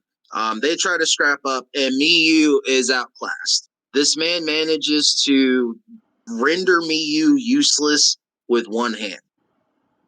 Yep. Kenichi With one shows up attack, mind you. Yeah. Kenichi shows up and is like, "Yo, what the fuck? Get your hands off my girl!" And he's like, "Nah, it's too late, bro. I'm outie, 5,000. So then a weird kind of chase fight series commences. Kenichi's like chasing him. His bodyguards show up, and I can't remember. Is this where the surprise entrance from an old friend comes in? Sure. Not quite yet. Because what happens is he fights Ryo's and Paku's top guys first. He fights Thor. He fights not Valkyrie. No, actually Kasara's there. So he fights Kasara. He fights what's her name? Freya. Damn, my brain doesn't work. Seckatai. All of them. The only person who's able to even give him a smidgen of a challenge is Seckatai, and I only say smidgen because it takes 2 hits instead of 1, basically. Like, so he was the only person who could stand up to his initial attack, and then after that, he's like, "Oh yeah, all right. So now that I know you can stand up to my initial attack, now I'm gonna kill you." Like, basically. So yeah, like, that's why I said not yet, because that part is important. He essentially OHKOs all of he in Pokemon terms. He OHKOs pretty much everyone except Takeda and Kisara. And I think that's just because Kisara stayed down or something. I don't remember what makes her okay the next day, if I'm being completely honest. Yeah, but yeah. So we have a guest appearance because basically Sho's bodyguards show up to stop Kenichi from chasing Sho. Kenichi's fighting them, and they're like, "Man, I wish I could have fought you at 100%. Her. Too bad, you gonna lose." And then our friend, an old friend, shows up, Mr. Odin, in a wheelchair. In white hair? Like, white hair with don't gloss over that he went the Nagato route. His hair is full of color, and now it's just pale, and he's in a wheelchair. Yeah. Shit, even Nagato was sitting in a chair like you just said with all those things in his body. So yeah, even the chair part. Don't let the wheelchair fool you, okay? Because this man will still beat your ass, wheelchair or not. Okay? I mean, to prove that, remember... Wheelchair Seikuken. I was just going to say, wheelchair Seikuken. They thought they had him. Mean, the man rolled the wheel back, said, I'm on my back. Get the hell up out of here. And then and he's like, "Kenichi, what are you doing?" And then Kenichi goes after me, goes after Sho and Miyu. And after me, oh man! And is this basically when Miyu goes berserk? Yes, because because she wakes up. Yeah, that's why it's important that you told that part, Djinn. Thank you. I forgot the order of events, but yeah. So Miyu wakes up to see everybody, like except for Kenichi because he's fell behind. To see everybody's been like defeated. There's blood because he was trying to quote unquote kill them. And she goes berserk. So Djinn or Cynic, I actually think that it would be nice for one of y'all to take it from here. Especially since, Djinn, you wanted to talk about that part. Go ahead. At this point of the story, we learn for certain that Miyu has the Doki. And if we remember what we were stating before about how it's much more releasing all of your pent-up aggression, anger, vitriol towards an opponent to take them down, or opponents, to take them down in a quick and decisive manner, she ends up directly going into that. And Miyu seems like a totally different person. Her face becomes mostly black. Her eyes are like circular and glowing. and she just becomes extremely violent to the point of not seeing friend or foe. She is in a warrior's madness at this point. Sho is able to keep up and defend himself. Kenichi catches up and he's trying to stop her, but she's not having it. Anybody who gets near her is getting that ass. Okay, they getting tagged, and Sho is trying to convince your boy Kenichi, give up, dude. This is who she really is. You got to understand this. This is who she is as a person. I'm taking her back to her father, and we're going to become this. This is who we are as people, and you'll never understand. We're in two different worlds. And Kenichi, does his whole heartfelt speech, and she's still not having it. And he's like, "I'm sorry, man. You got to do it, pimp." And then grabs her titties, no joke. And this man gets kicked smooth, clean in the face, but it does snap her out of it. And it's just so funny if, like, the panel in and of itself is because he looks like he's yelling in such a way where it's like, I know I'm about to die, but it's worth it. And he's behind her body, so she does a smooth high, just bow right into his face. It catches Sho smooth off guard too, because he's like, yo, what the fuck? Because Yeah, sure. That man just do that? Kenichi knew Miyu better than Sho did. And he had to admit it. He had to admit it. And it pissed him clean off that he knew her, that Kenichi knew her better. So it's just, those are like little key, very important points that is like, damn, dude. Yeah, so at this point, Sho, is this where, I can't even remember if this is how it goes, but Sho basically says, I'm convinced I gotta kill you now. And I'm pretty sure he tries to. He said he's gonna kill him. I think he waits. I don't think he tries to right then. No, I think this is where he says, I'm going to kill you in one hit. And then he tries to. Oh, yeah, and you're doesn't. right. He goes to, like, spear strike him. And I only remember this because it's, like, one of a bunch of, like, moments like this in the arc where it's like, oh, snap, he just fucking hit Kenichi with this attack. And then, like, you get to the next chapter, and it's like, oh, no, he didn't. It's cool. Yeah, so to fend off meant to kill him in one, and he was about to go for it again. Miyu's like, you said one hit. Sho's like, son of a bitch. All right, word. I got you tomorrow. You asked us grass tomorrow, Kenichi. I mean, you don't forget, guys. He at first was like, "Wait, what?" And even Miyu was like, "Nah, dude, you definitely said one hit, and that's your second attack, bro." Yo, like even Miyu jumped in like clean, smooth. Just dude, that's your second attack, bro. That's no game. Gassed yourself up. That's what you said. You gassed yourself up. You wrote a check. Your punch couldn't cash, my dude. Like, so get on out of here. Try again tomorrow. Speaking of tomorrow, let's get to that. It's time. Some of the best fights in the arc, right here.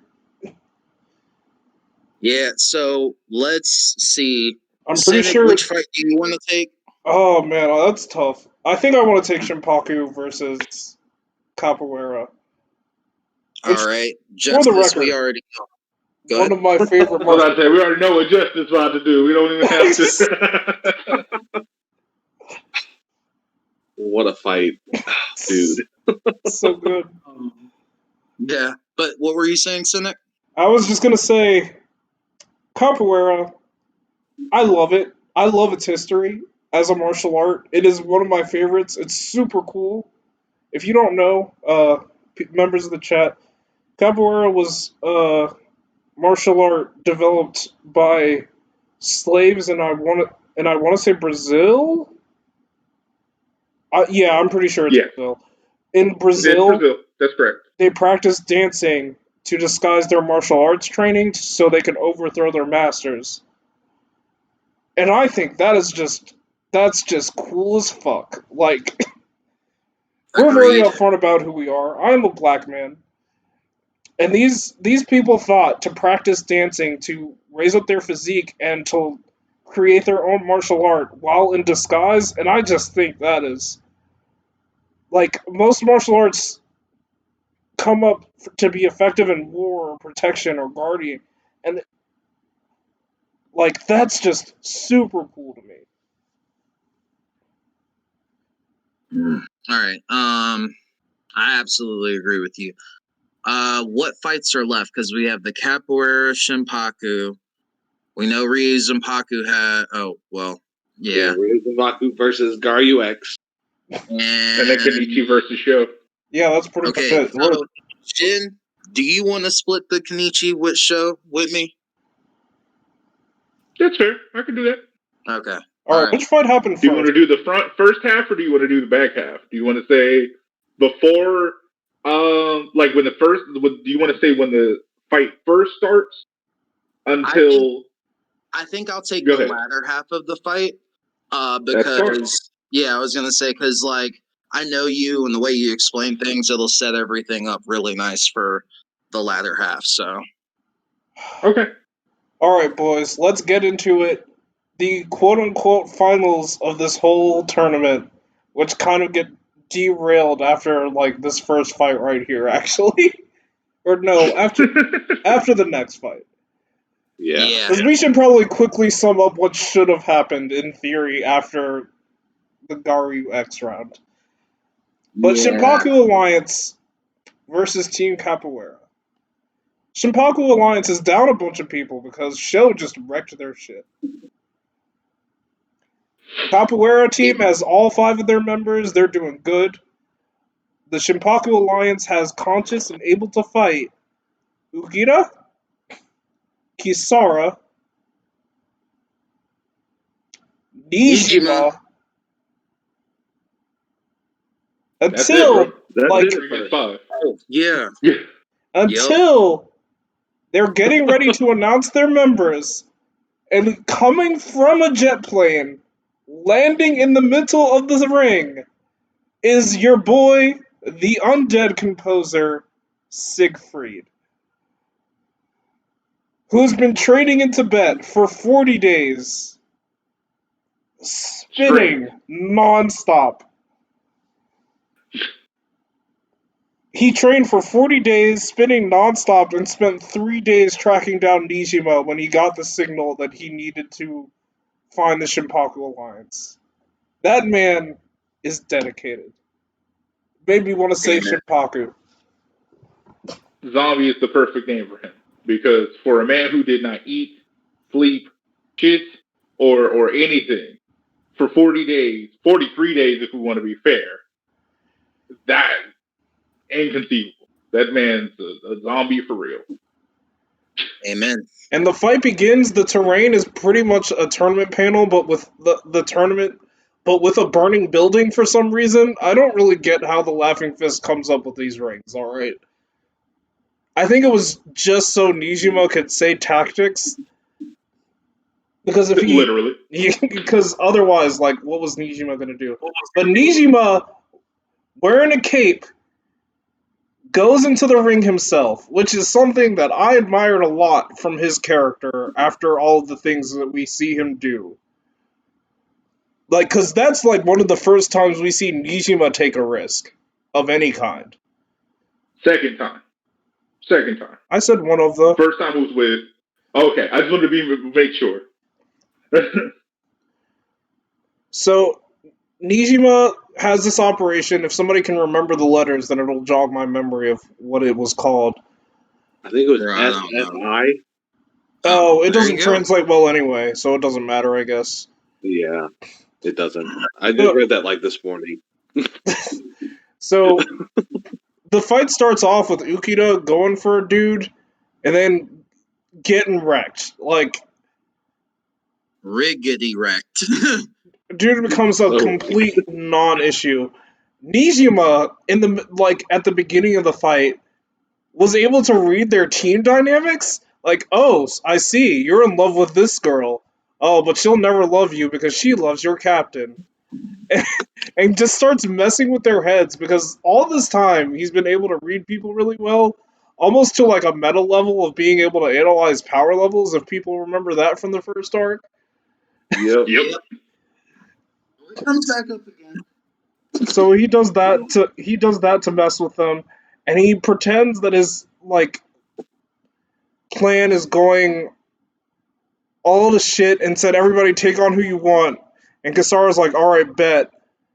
And and Siegfried ends up taking out like 3 dudes by himself. Then falls asleep.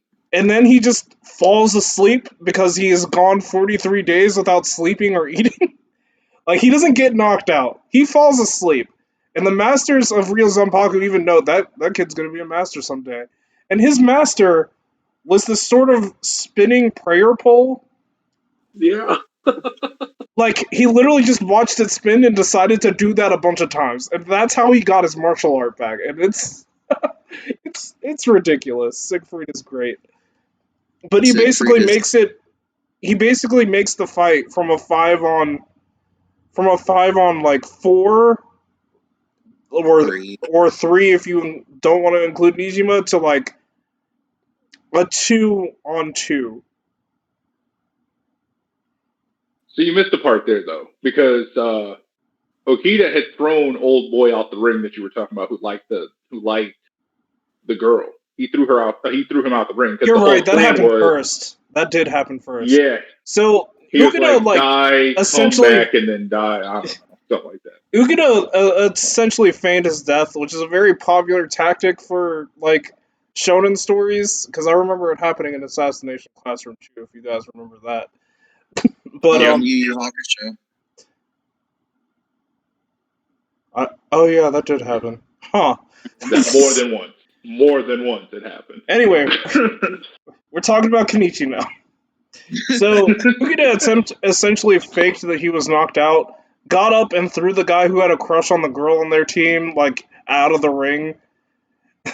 But he was essentially useless and beat up for a long time until he went to like the leader of the team and ended up breaking his finger when he was trying to throw him on his like, I say dying for dramatic effect, but with his dying physical power, he breaks the finger of the leader of that team. And then after that, Nijima realized that he hadn't given Siegfried any orders, so he wasn't doing anything. And then Siegfried just like wrecks 3 dudes all at once before just falling over and falling asleep. And it ends up being Kisara versus the leader. And it's fantastic.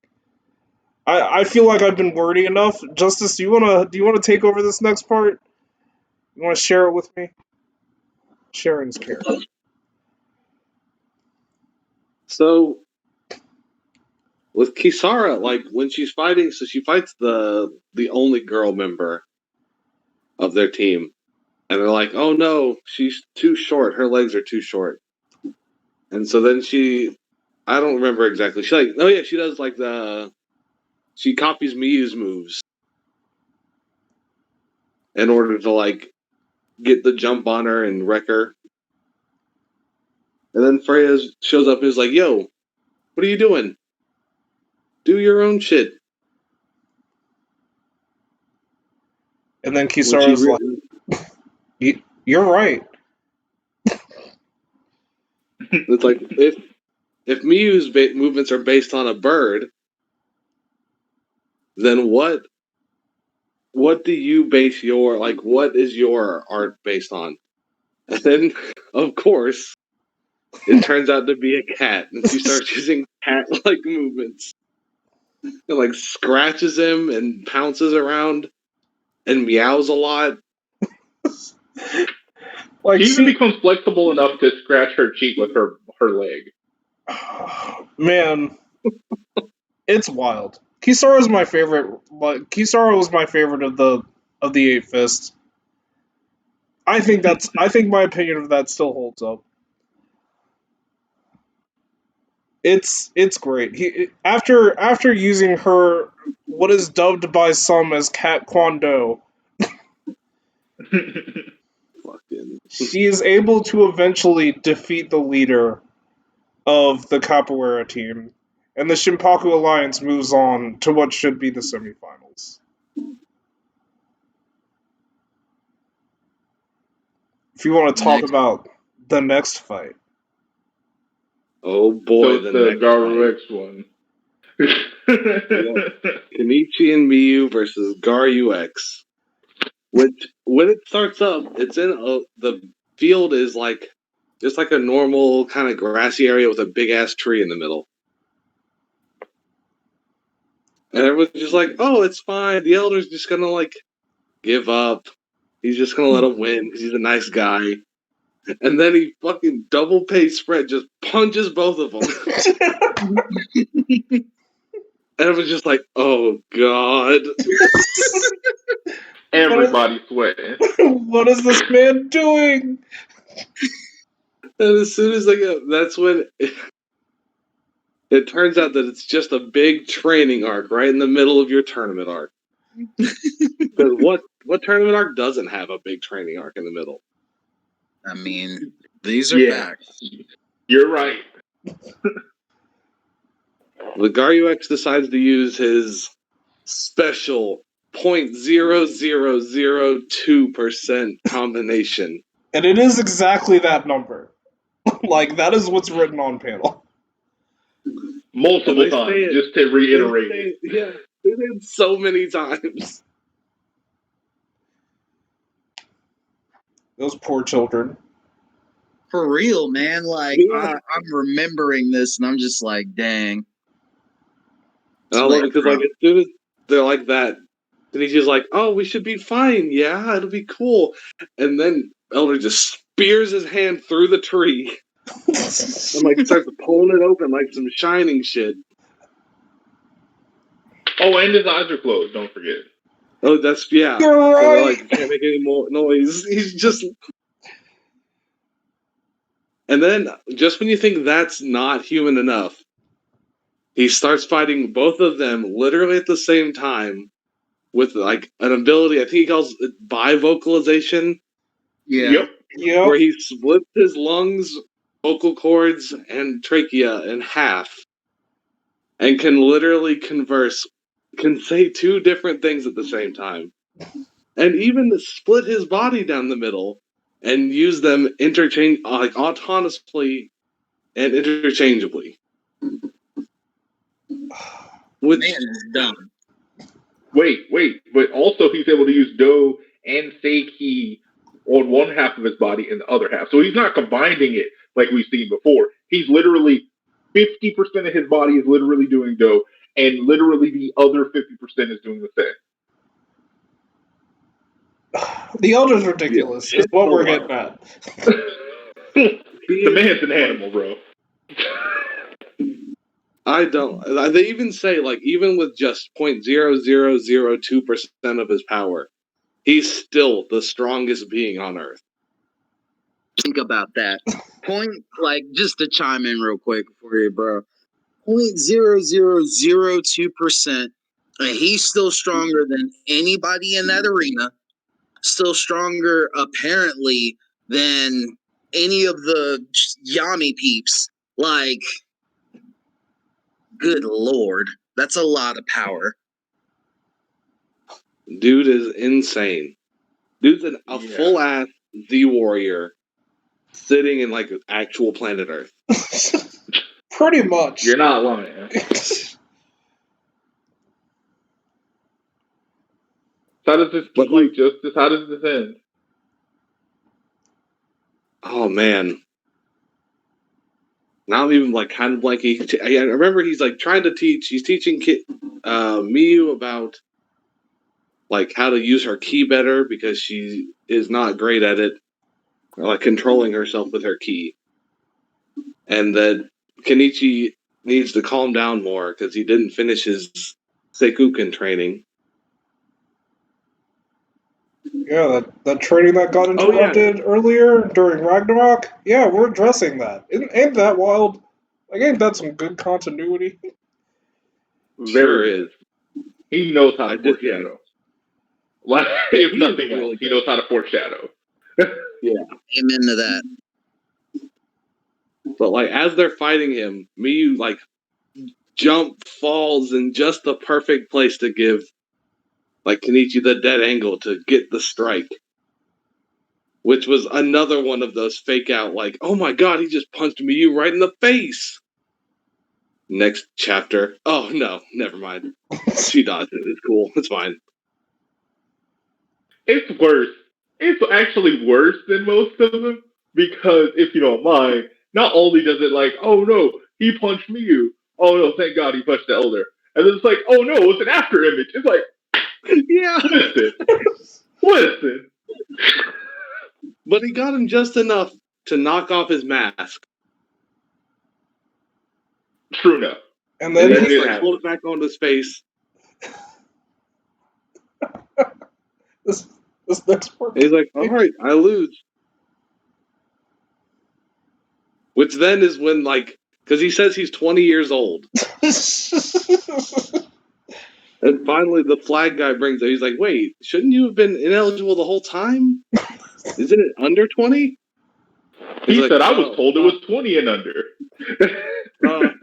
I'm getting a transmission from Garyu Pink. I have to leave. My planet needs me. Literally. And right before that, when they said the thing about aging, he was like, I'm 19. Yeah. Everyone yells it's too late. Everybody's like, no, dude, stop. Okay, we played along this long. Okay, chill.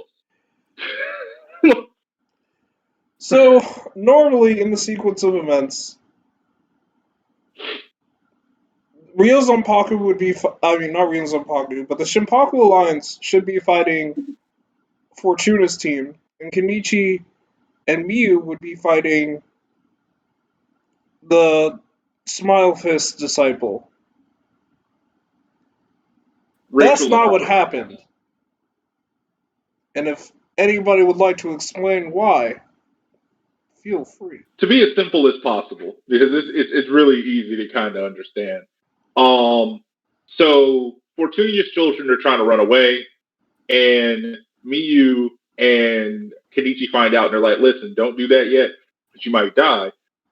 Our masters are like cooking something up, and because they're cooking something up, just wait until that happens. Well, as they leave, shows up, and it's like, oh, that was cute. I'm about to put an end to all this, and then it fades to black.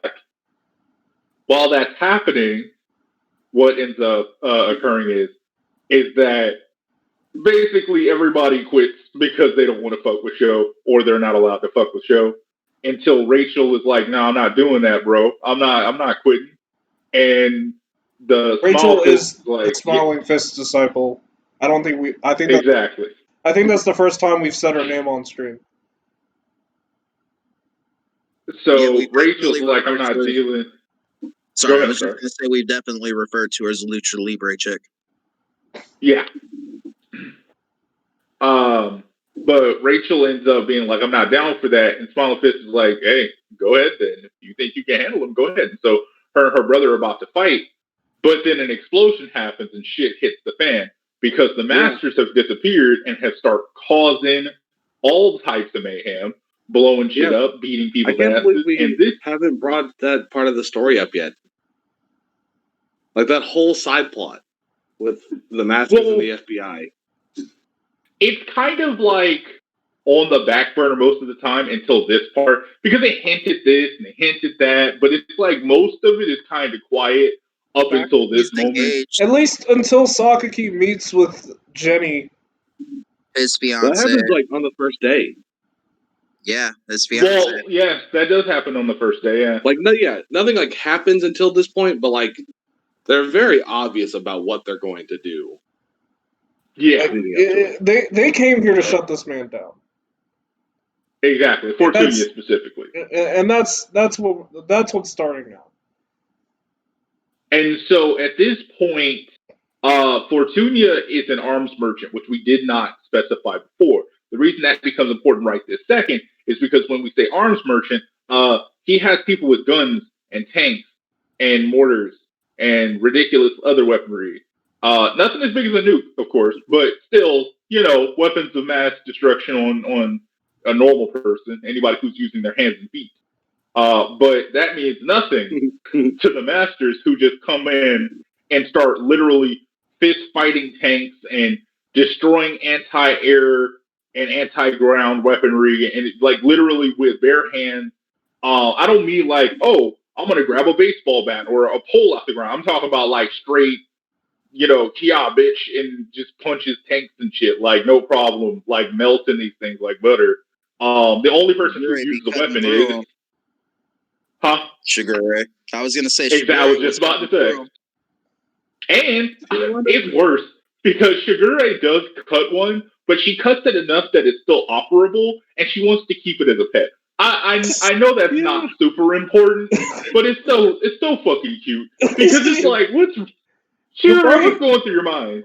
I also like to point out the fact that she literally placed her hand over the cannon of the tank. Yeah. And was like, yeah, no, that's not gonna work. Just so that you know. God. Yeah, man. Man, fuck she a wanted robo. to keep the tank though. That's so cute, dude. Fuck a and she robo didn't want to keep it as a weapon. Fuck a robo dog. Exactly. She wants a tank. Oh man, and I was like, I feel this on a personal level. I understand you, Sugar. Like that's this right here. Yes, I understand. So, long story short, because that happened, the crowd starts leaving because bombs start going off and all this other shit. And although these are all gang or mafia or other arms merchants, they still value their lives. So they're like, we're getting the fuck out of here.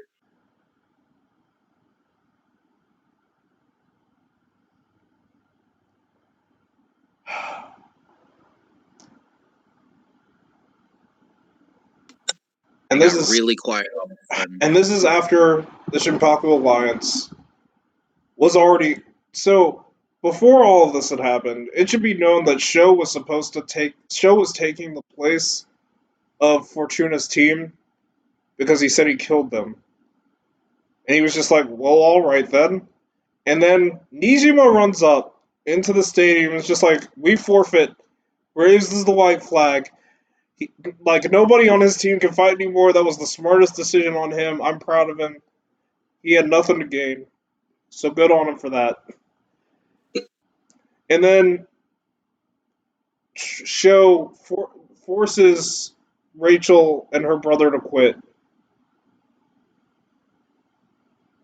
And it just essentially leaves, like, who ends up announcing the last match? Because there's still an announcer. Is it still the Laughing Fist? Yep. Yeah, it is. Yeah, so the Laughing Fist announces the last match as, like, Ryo's Zanbaku versus Sho. Which is essentially Kenichi versus Sho. Because I don't think Miyu does anything in that fight. I think Kenichi specifically said that she didn't want her to interfere. That he didn't want her to. Well, she acknowledges it. She's like, "This is your fight. I'll just be here to witness it." Yep. And boys, why don't you end this tournament arc? All right. I'm not sure if Djinn is still here. I'm gonna assume that he's not by the. Okay, we'll wait a second because he's gonna come back. Djinn, you back with us, bro? I'm here. I just didn't hear anybody anymore. Okay, all right. We are at the point of we're about to wrap the tournament arc up.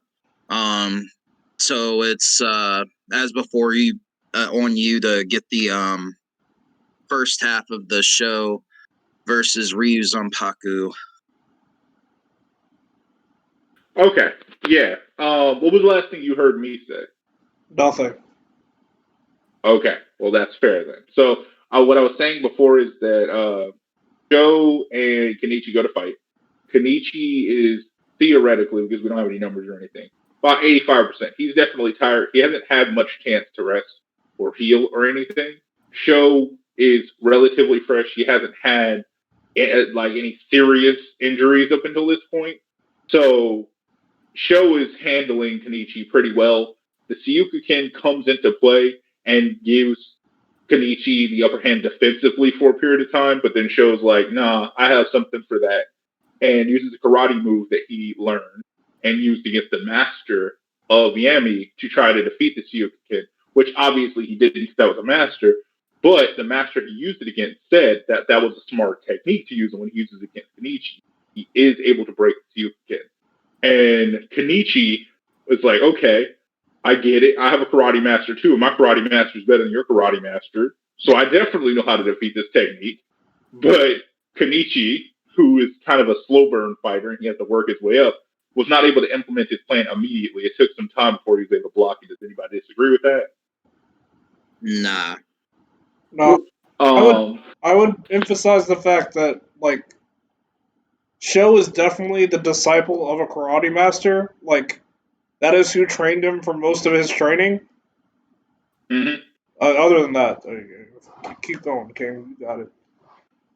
Okay. So, one of the most important themes of this fight is the idea that Kenichi is coming from a point of the only purpose of strength, the only purpose of martial arts is not only self-protection, but protecting those that you care about. And emotions and caring about people, all of that matters because that's what gives you the strength to persevere. And Sho is like, no, I disagree.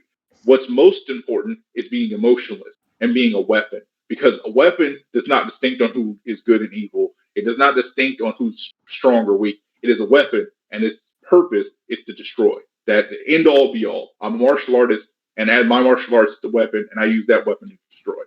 That's the way he kind of explains it. Now, we do get a flashback to Sho as a kid, showing some mercy to a bird, but he definitely is being raised and constantly forced into positions of being a much more ruthless person. The only person who gives him a choice is his master. With that said, he was on a crossroad, basically. He had the choice between going and fully diving into the killing fist or fully diving into the saving fist. Obviously, he was much more leaning to the killing fist, but there was still room for him to change. And that's something we haven't brought up until this point when we talked about the different saving fist versus killing fist stuff. All that stuff is a choice. And it is important to distinct that Kenichi had the same choice, and Kenichi, his masters, did everything they could to help foster that positivity inside of him to lead him down the saving fist. Which is why earlier when we were bringing up the Boris fight and they were worried about him using the Doki, they were trying to make sure he did not fall down that path of rage and anger to lead him down the path of the killing fist. You do not have to be a Do person to end up as a killing fist user, but it's easier for you to end up down that path. So at this point, Sho and Kenichi are fighting. They're not evenly matched, but Kenichi is definitely, due to his endurance and defensive capabilities, able to survive longer than anybody would have expected him to do. Until Sho gets a decent hit off on him. And I'm going to let Sek take it from here. What happens after that? Well, I mean, okay, so because I was pulling it up because I was like, you went a little further than I honestly expected you to. Sorry. No, it's all good. I just wanted to make sure, like, whenever you were ready for me to pick up, I was like ready. So, basically, what happens after that? So, Kenichi, at this point, learns from that training arc that we just got from Garyu X, the Ryu Seikuken, and he's like, I think parts, bro. You're skipping parts.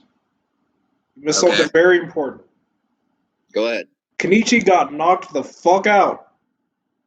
Yeah, that's why I brought up the clean hit part. He got a good hit on him. That's why I was saying that.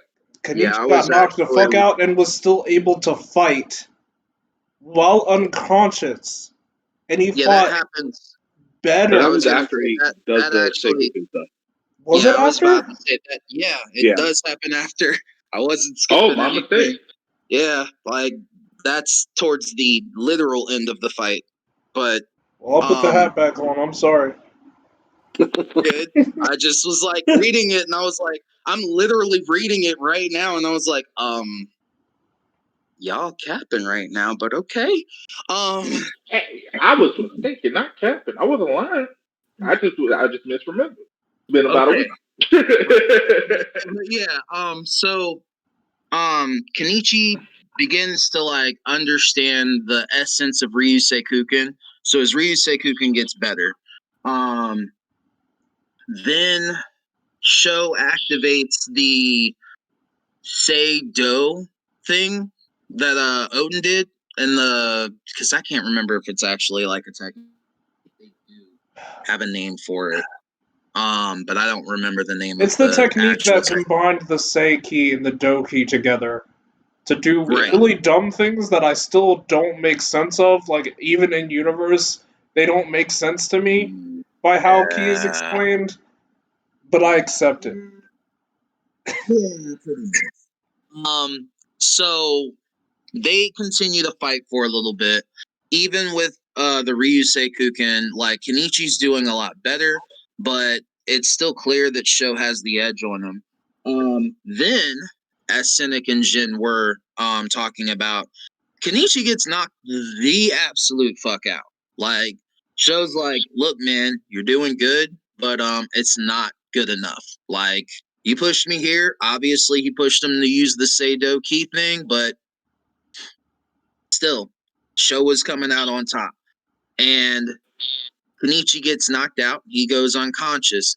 Kenichi gets back up while unconscious and keeps on fighting this man. But not only is he still fighting him, he is doing infinitely well. Okay, if I were to give a real percentage type like deal on this, I would argue that Kenichi's doing like 75% better in that unconscious state against Sho than he had been basically the entire fight. Does anybody disagree? I feel like the percentage I'm is arbitrary, go. but I agree. Okay. What'd you He's say? doing a lot better. All right. I agree. Basically, it feels like 70% may be a little bit high, but he definitely does better. There's no question. He does a lot better. Well, yeah. So I mean, it's a big difference. And then Sho's basically like, haha, see, I'm telling you, Do's the way to go. Your personality, your conscious, gentle mind is holding you back from, what all of what your masters have taught you. Kenichi comes back to conscious and is like, nah, bruh. Like, sure, I might not be pulling all of the power out right now, but like it's not wasted. Sho basically goes for a kill move. Specifically, it's like nine hit series, 1-hit kill. Hold on. And like tries to go ahead. Before you get to that, I wanted to, because I feel like this what Kenichi said about that is really important. He said his ability to do that was his master's love and trust and care for him, not just turning him into a killing machine. I feel like that's important because that shows what he thinks of as his training and how Yeah. he views his masters. Yeah, I definitely would agree with that, which is funny because earlier we were just talking about, well, Djinn more specifically was talking about, they be shitting on them a lot. And I think we do all agree that the masters do be kind of mean to Kenichi. But it is interesting to see that despite all of that, he, in a life or death situation, in a moment of like my beliefs versus your beliefs, he still believes that his masters love him, that everything they're doing is to better him and to help him accomplish his goal. So I think that's really cool, and very well written, and it does show a lot about like how Kenichi views his training and his masters. But basically they both go for their like last blow. They do the whole hype panel thing where it looks like Kenichi got hit by Sho's for sure kill move. Of course he didn't. He managed to dodge it. And basically like he dealt the finishing, not finishing like kill blow, but like finishing like, all right, Sho can't really quote unquote keep fighting blow. And then after that, I can't remember who it was that called the order, But after the fight was decided that Kenichi was the winner, shots get fired. Literal gunshots get fired. And they're trying to kill Kenichi. Or no, was They're it? trying to kill everyone. It's Yeah, the that's mob. true. They are. Yeah. They're trying to kill everybody. Bullets go flying towards Miyu, and Sho, believe it or not, jumps in the way and gets killed to save Miyu. Dun dun. Now, I do want to bring one thing up. Just one thing, because everything you said was great. There's one thing I want to bring up. The finishing blow was and I'm gonna butcher this name, the Mubo Yoshi. The technique that Kenichi specifically, quote unquote, created, learning all of his master's moves, which is really amplifies the statement of, it's the love of my masters that, makes me strong, because that it was literally everyone from Shigure to Apachai, all of the techniques, basic techniques he had learned into one punch. And that was the Mubo Yoshi. And that's what he used against Sho to defeat him finally. So I do want to bring that up because of the whole theme of the battle. Him finishing him with that particular technique that Kenichi created based off of all their techniques is pretty important in my opinion. I'd agree. Yeah. But yeah, literally what happens after that. We did miss one kind of interesting fight. I was You don't gonna know get which to. one I'm talking about? I do, but I figured we'd get through the tournament first, since this is kind of Okay, that the fight kind tournament's of over. gentle. Yeah, I was gonna say the tournament's now officially over, right? Kenichi won. Yep. Yeah. Yep. And they even state he's the winner. So Yeah. that was right before the kill order. Yeah. Well, So Sho the gets. master says that he wins. Yeah. The elder's the one that announces it. Which means that the Yeah, elder like- accepts that Kenichi wants to date Miyu and will allow it. But he still won't be able But to not necessarily marry. But he still won't be able to marry her. At least not until he's able to defeat him in battle. And I was just like, I was about to say, I could have swore that he said in order to date Miyu, you have to at least be able to defeat me. no, That's he what I said to thought. date. He said to date her, he had to be champion of the tournament. To marry her, he had to defeat him in battle. Right. Yep. So Fortunia versus Ryo Senpaku. Or not Ryo Senpaku, Shinpaku Alliance, I apologize.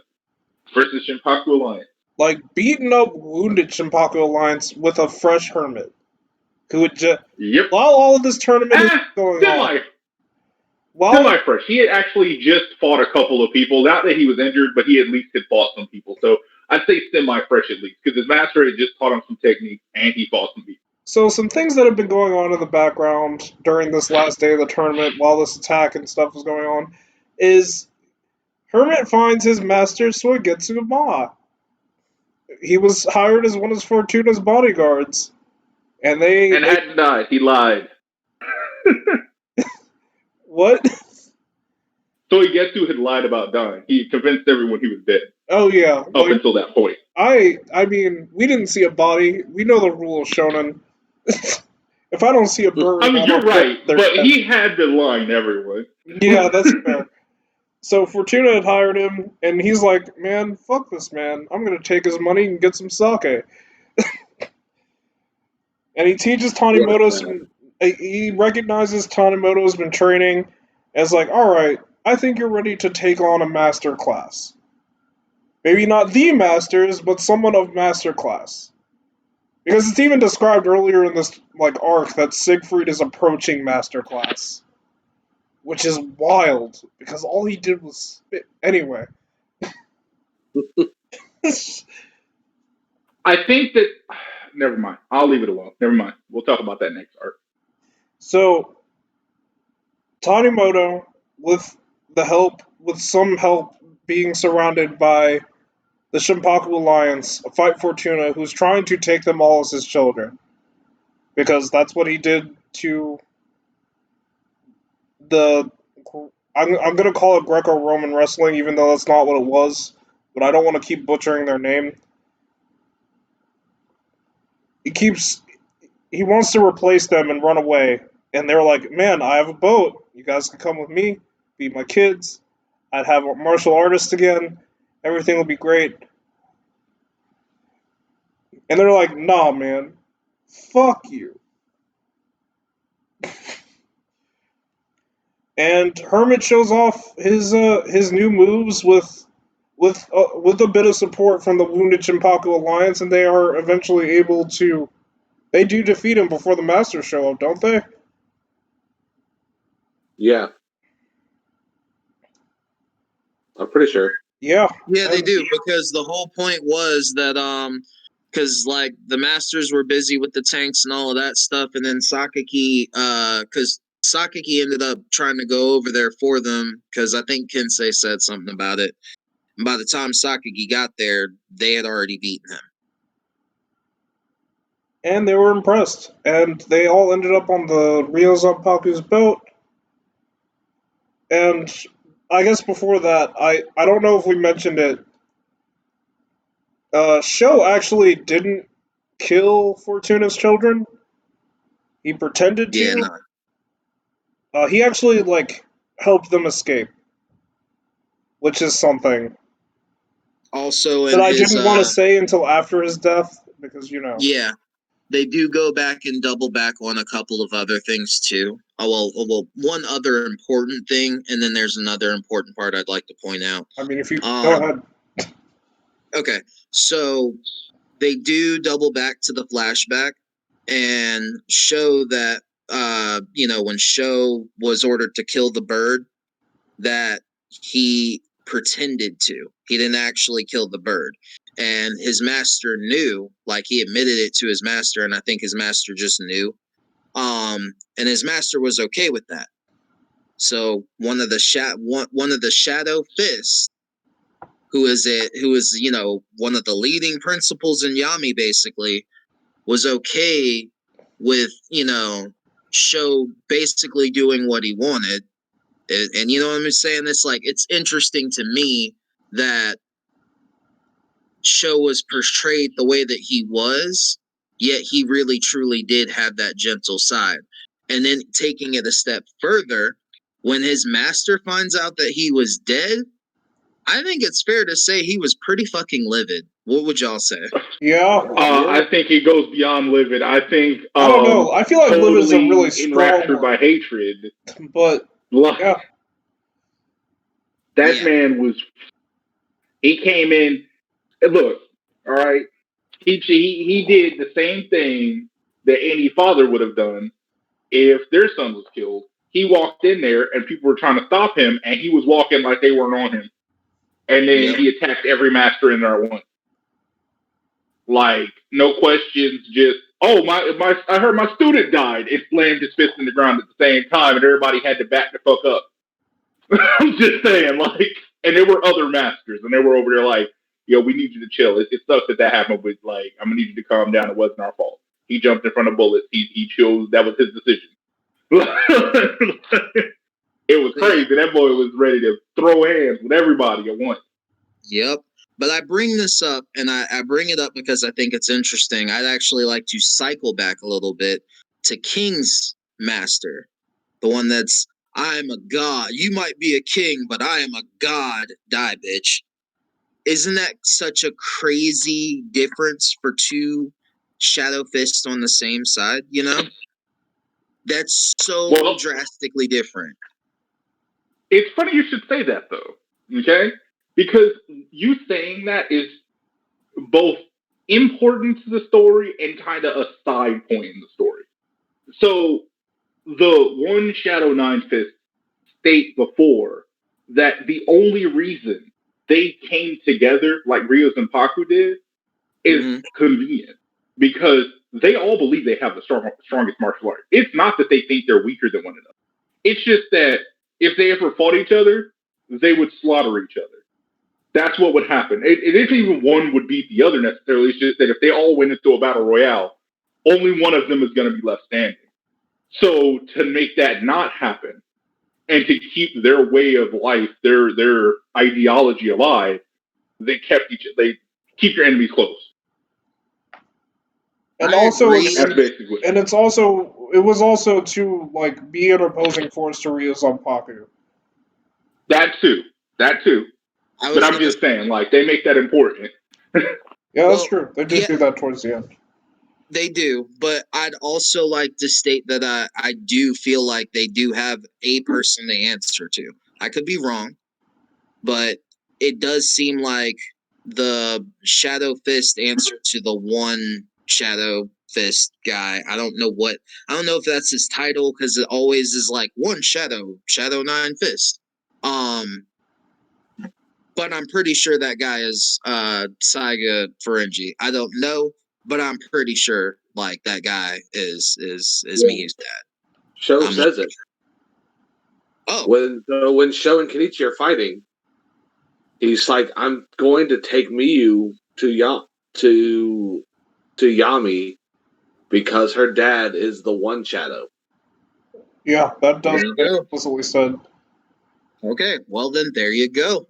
So yeah. Doesn't even have to be theory anymore. Yep. So I mean, but it does at the very least seem like the Shadow Fist answer to the one Shadow.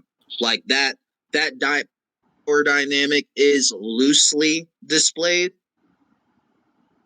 Like it seems like they're taking orders from them. Yeah, we'll get more into their dynamics in the next arc.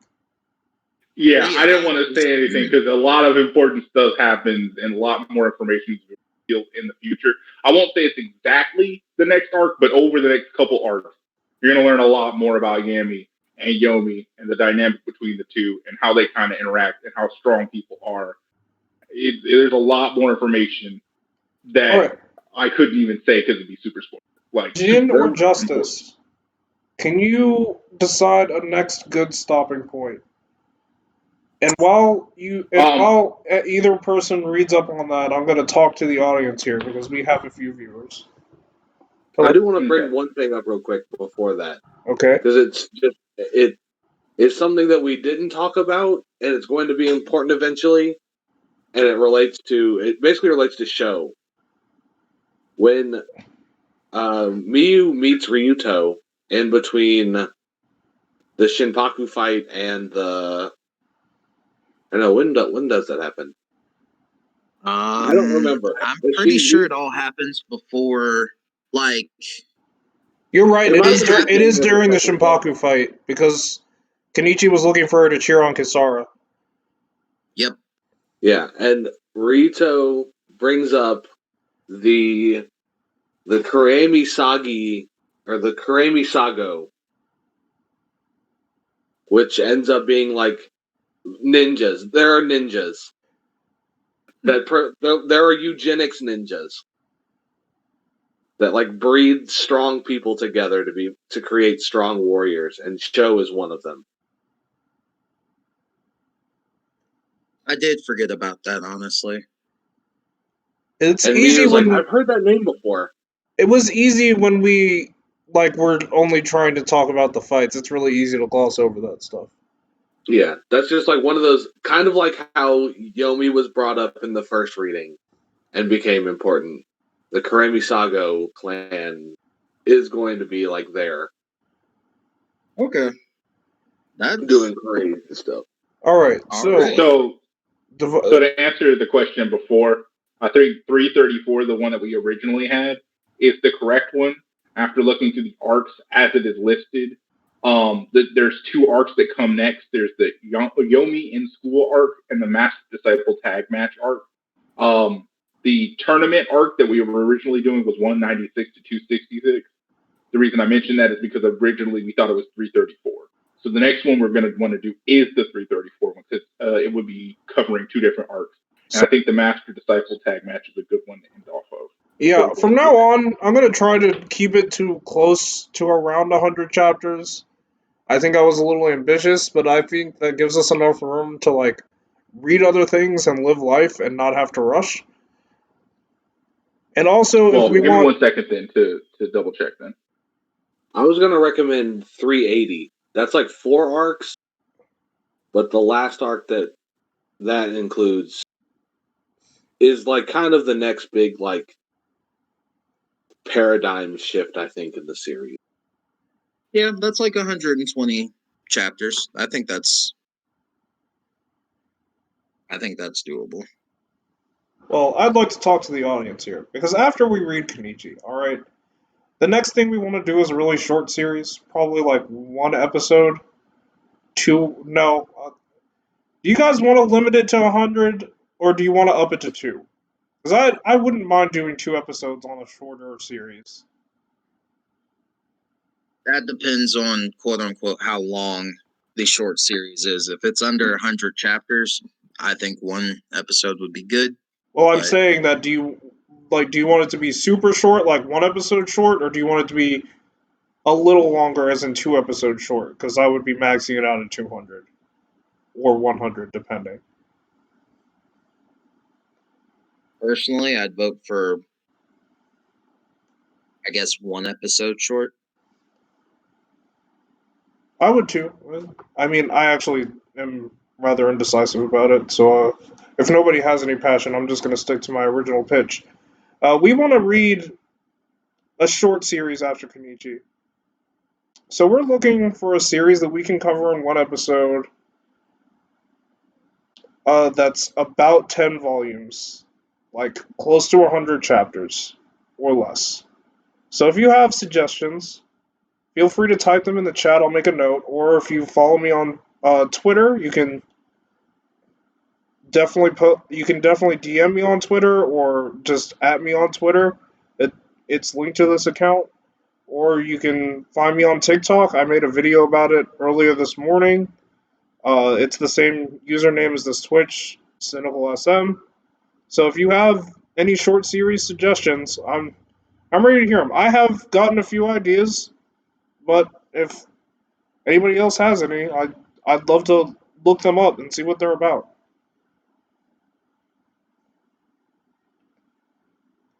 That being said, does 380 sound like the good mark for everyone? For Kenichi? Next? Yeah. Well, what was the exact chapter, Justice?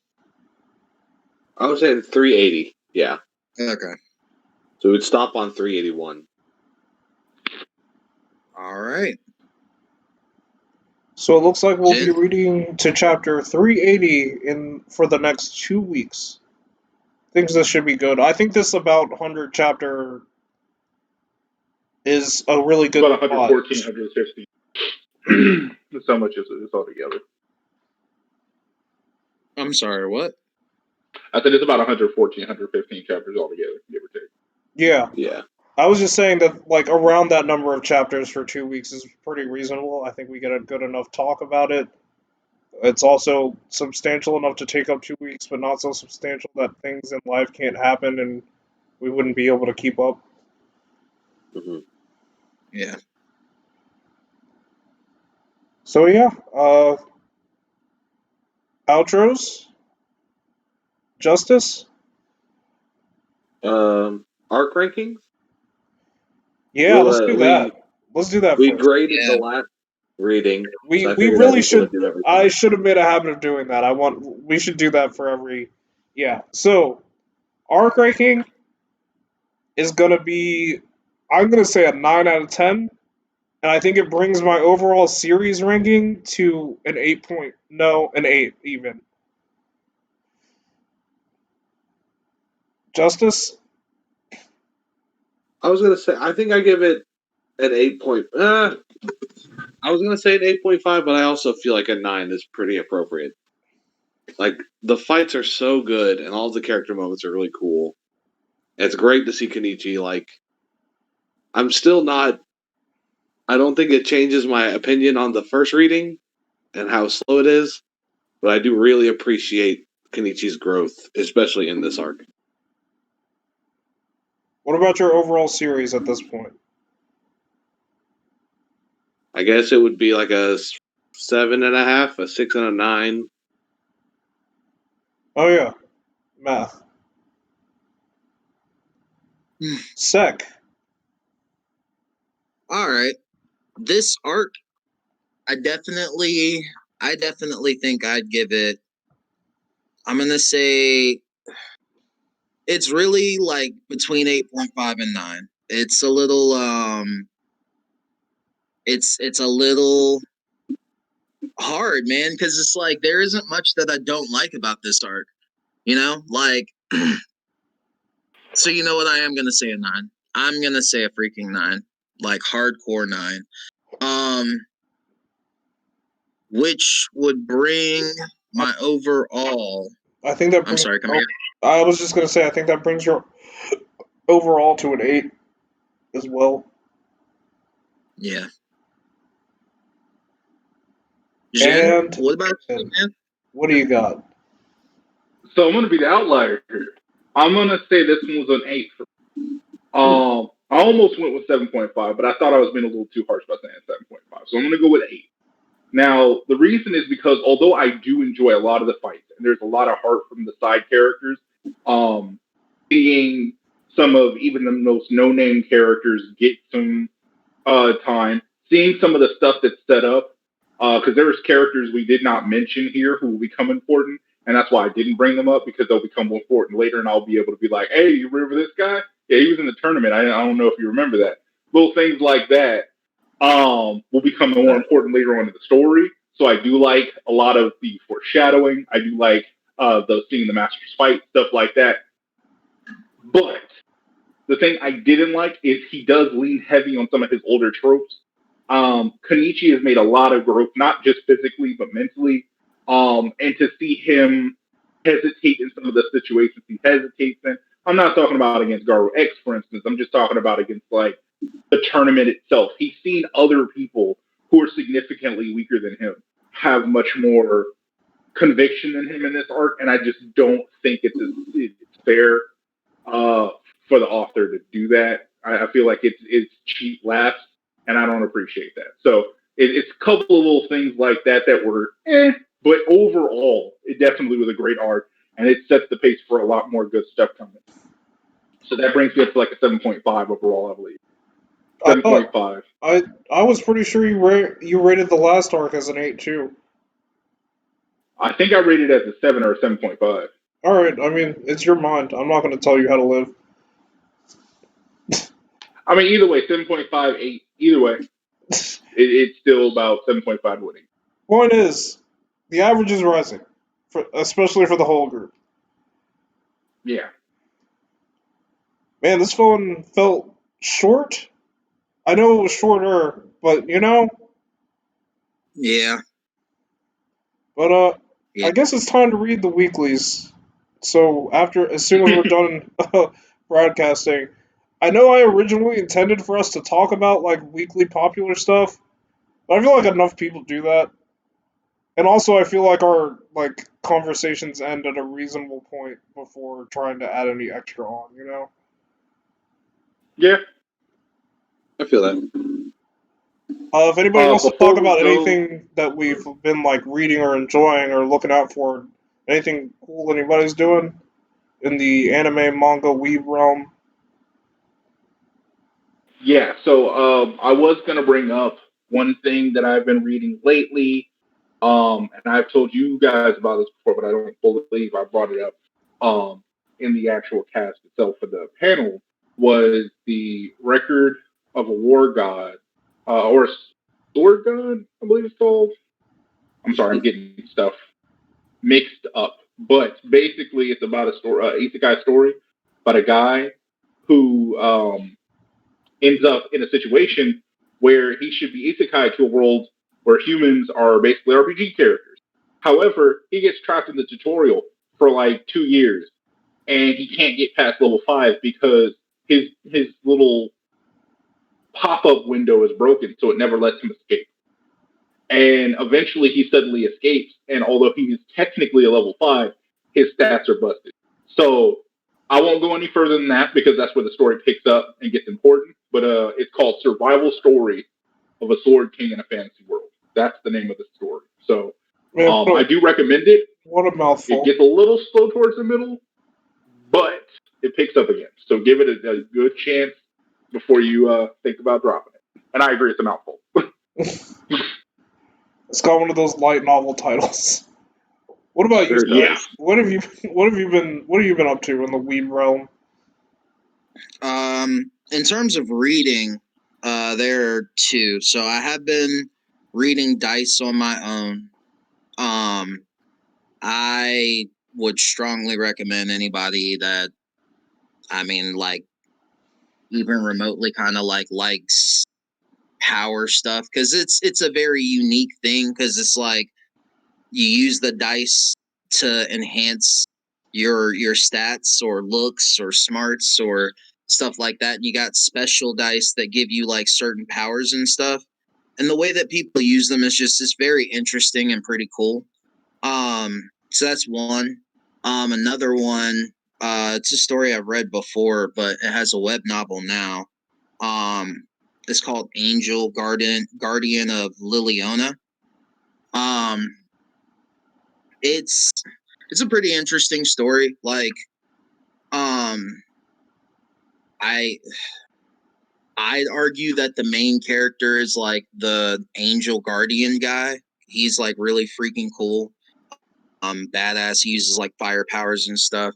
The world that web novel is based in is actually like really, really cool. They got like different races. They got humans and other stuff. But I just recently started picking that up again, so I'm going to be checking it out.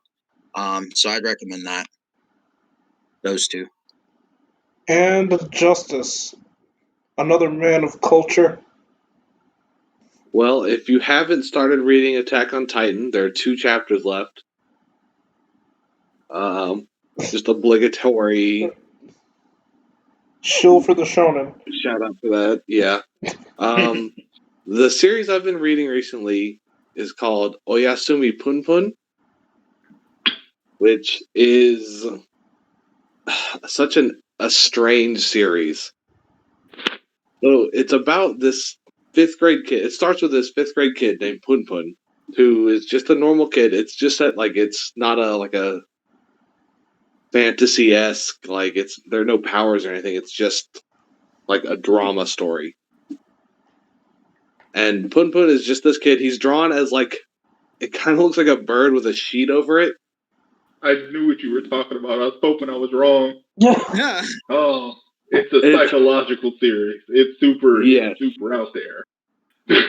Man, I've only read 2 volumes, and I feel grimy every time I read it. But like in a good way. I don't know how to feel about that synopsis. It's look. So Punpun is just a kid who has like crippling anxiety, and it comes from like a really, really bad household, where his dad is like kind of a deadbeat, but not really. Like he loses his job and like is kind of abusive to his wife. And Punpun's just a kid who like falls in love with a new transfer girl who like makes him promise things to her. But like they're also like 8, so like they don't really understand love at all. It's just kind of like him growing up in a really shitty situation. I'm gonna say this: it's the man's version of a coming of age story. Like you see all these slice of life novels and slice of life stories where it's like really sweet, and all of the stuff that happens to them is kind of just frustrating more than anything. Now his life is kind of like a super roller coaster. He gets into situations over the course of the story, but without spoiling anything, that are definitely real things that happen, but they're like bananas. Like they're not things that you would think people would put in a story because of how cerebral it can get. Like how like I can't give an example without giving away parts of the story, but like him being a blank faced. I'm not gonna say anything from the story per se, but him being a blank character is very important. Him being what seems to be a bird with a sheet over it, his parents being a bird with a sheet over it, is almost kind of that you can project any person you want on this character type thing, because the stuff he goes through are so real and visceral sometimes. Yeah, it's been rough. And I know it's just going to get rougher. Like, it sucks because, like, some of the situations he puts himself into, that are like true. bad, but some of them are completely out of his control, and they feel just as hard on him. It's a You very want to real root for story. him. You want to root for him. You do. I won't lie. You want to root for him. Oh man. Jeez. So, am I looking for series for this podcast? Like, for the next one, since I wanted to do something short, I found something called Blue Period. It got recommended to me by somebody, Mm-hmm. and it is about this kid who has like no meaning in life until he decides that one day he wants to be an artist. Hmm.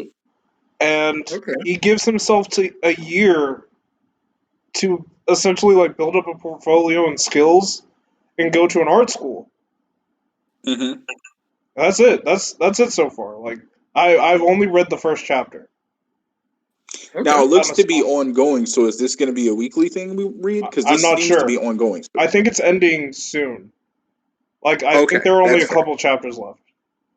Okay. That's That why I makes said I sense. was I'll just looking double into check. it, not something like for sure, but it was something I was looking into. Because if it ends soon, it's less than 10 volumes, then I'm like, man, this would be dope.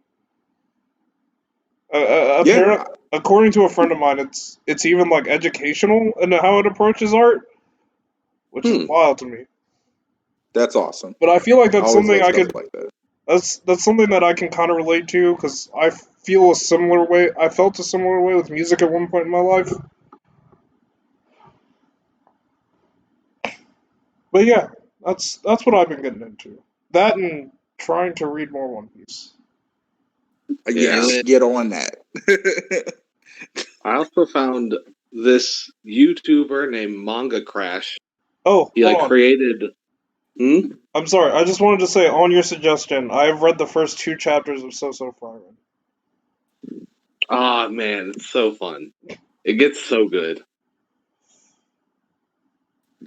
But this he has a manga reading challenge that I am super interested in, and I might send to you guys if you're interested.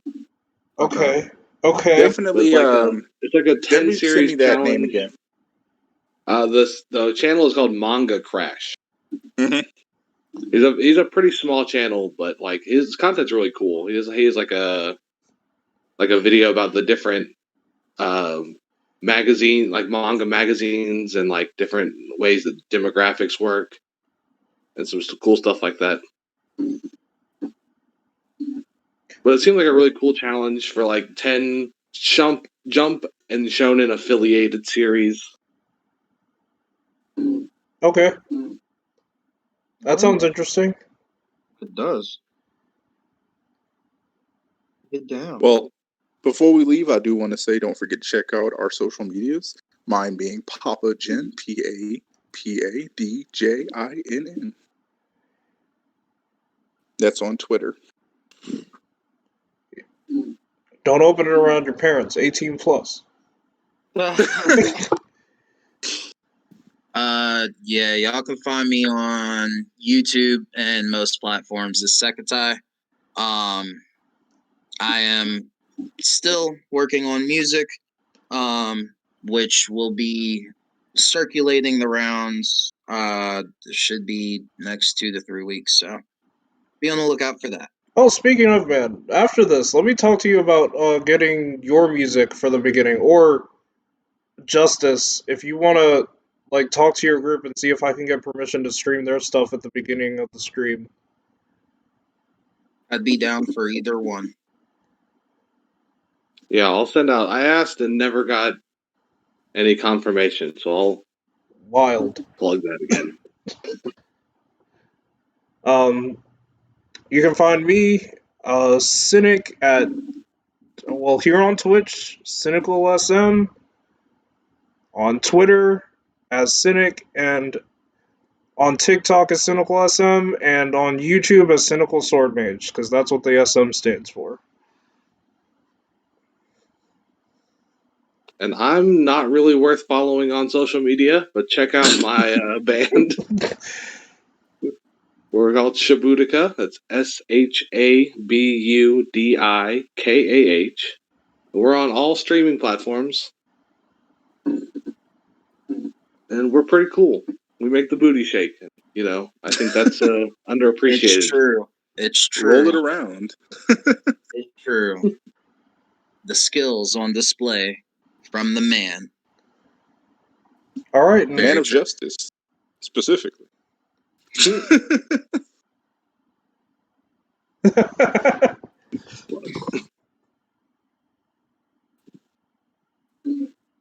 Is that pronounced Minamishi? Mini Mishi. Nothing. They just posted a really funny emote. I believe it. All right. Well, we're here. We did it. We'll see you in 2 weeks, which I want to look at a calendar to confirm that date before I say anything out loud. It's going to be March 7th. Yep. We'll see you in 2 weeks on. We'll see you in 2 weeks on March 7th. We'll be talking about Kenichi through chapter 380. This has been the Manga Panel. Cynic. Justice.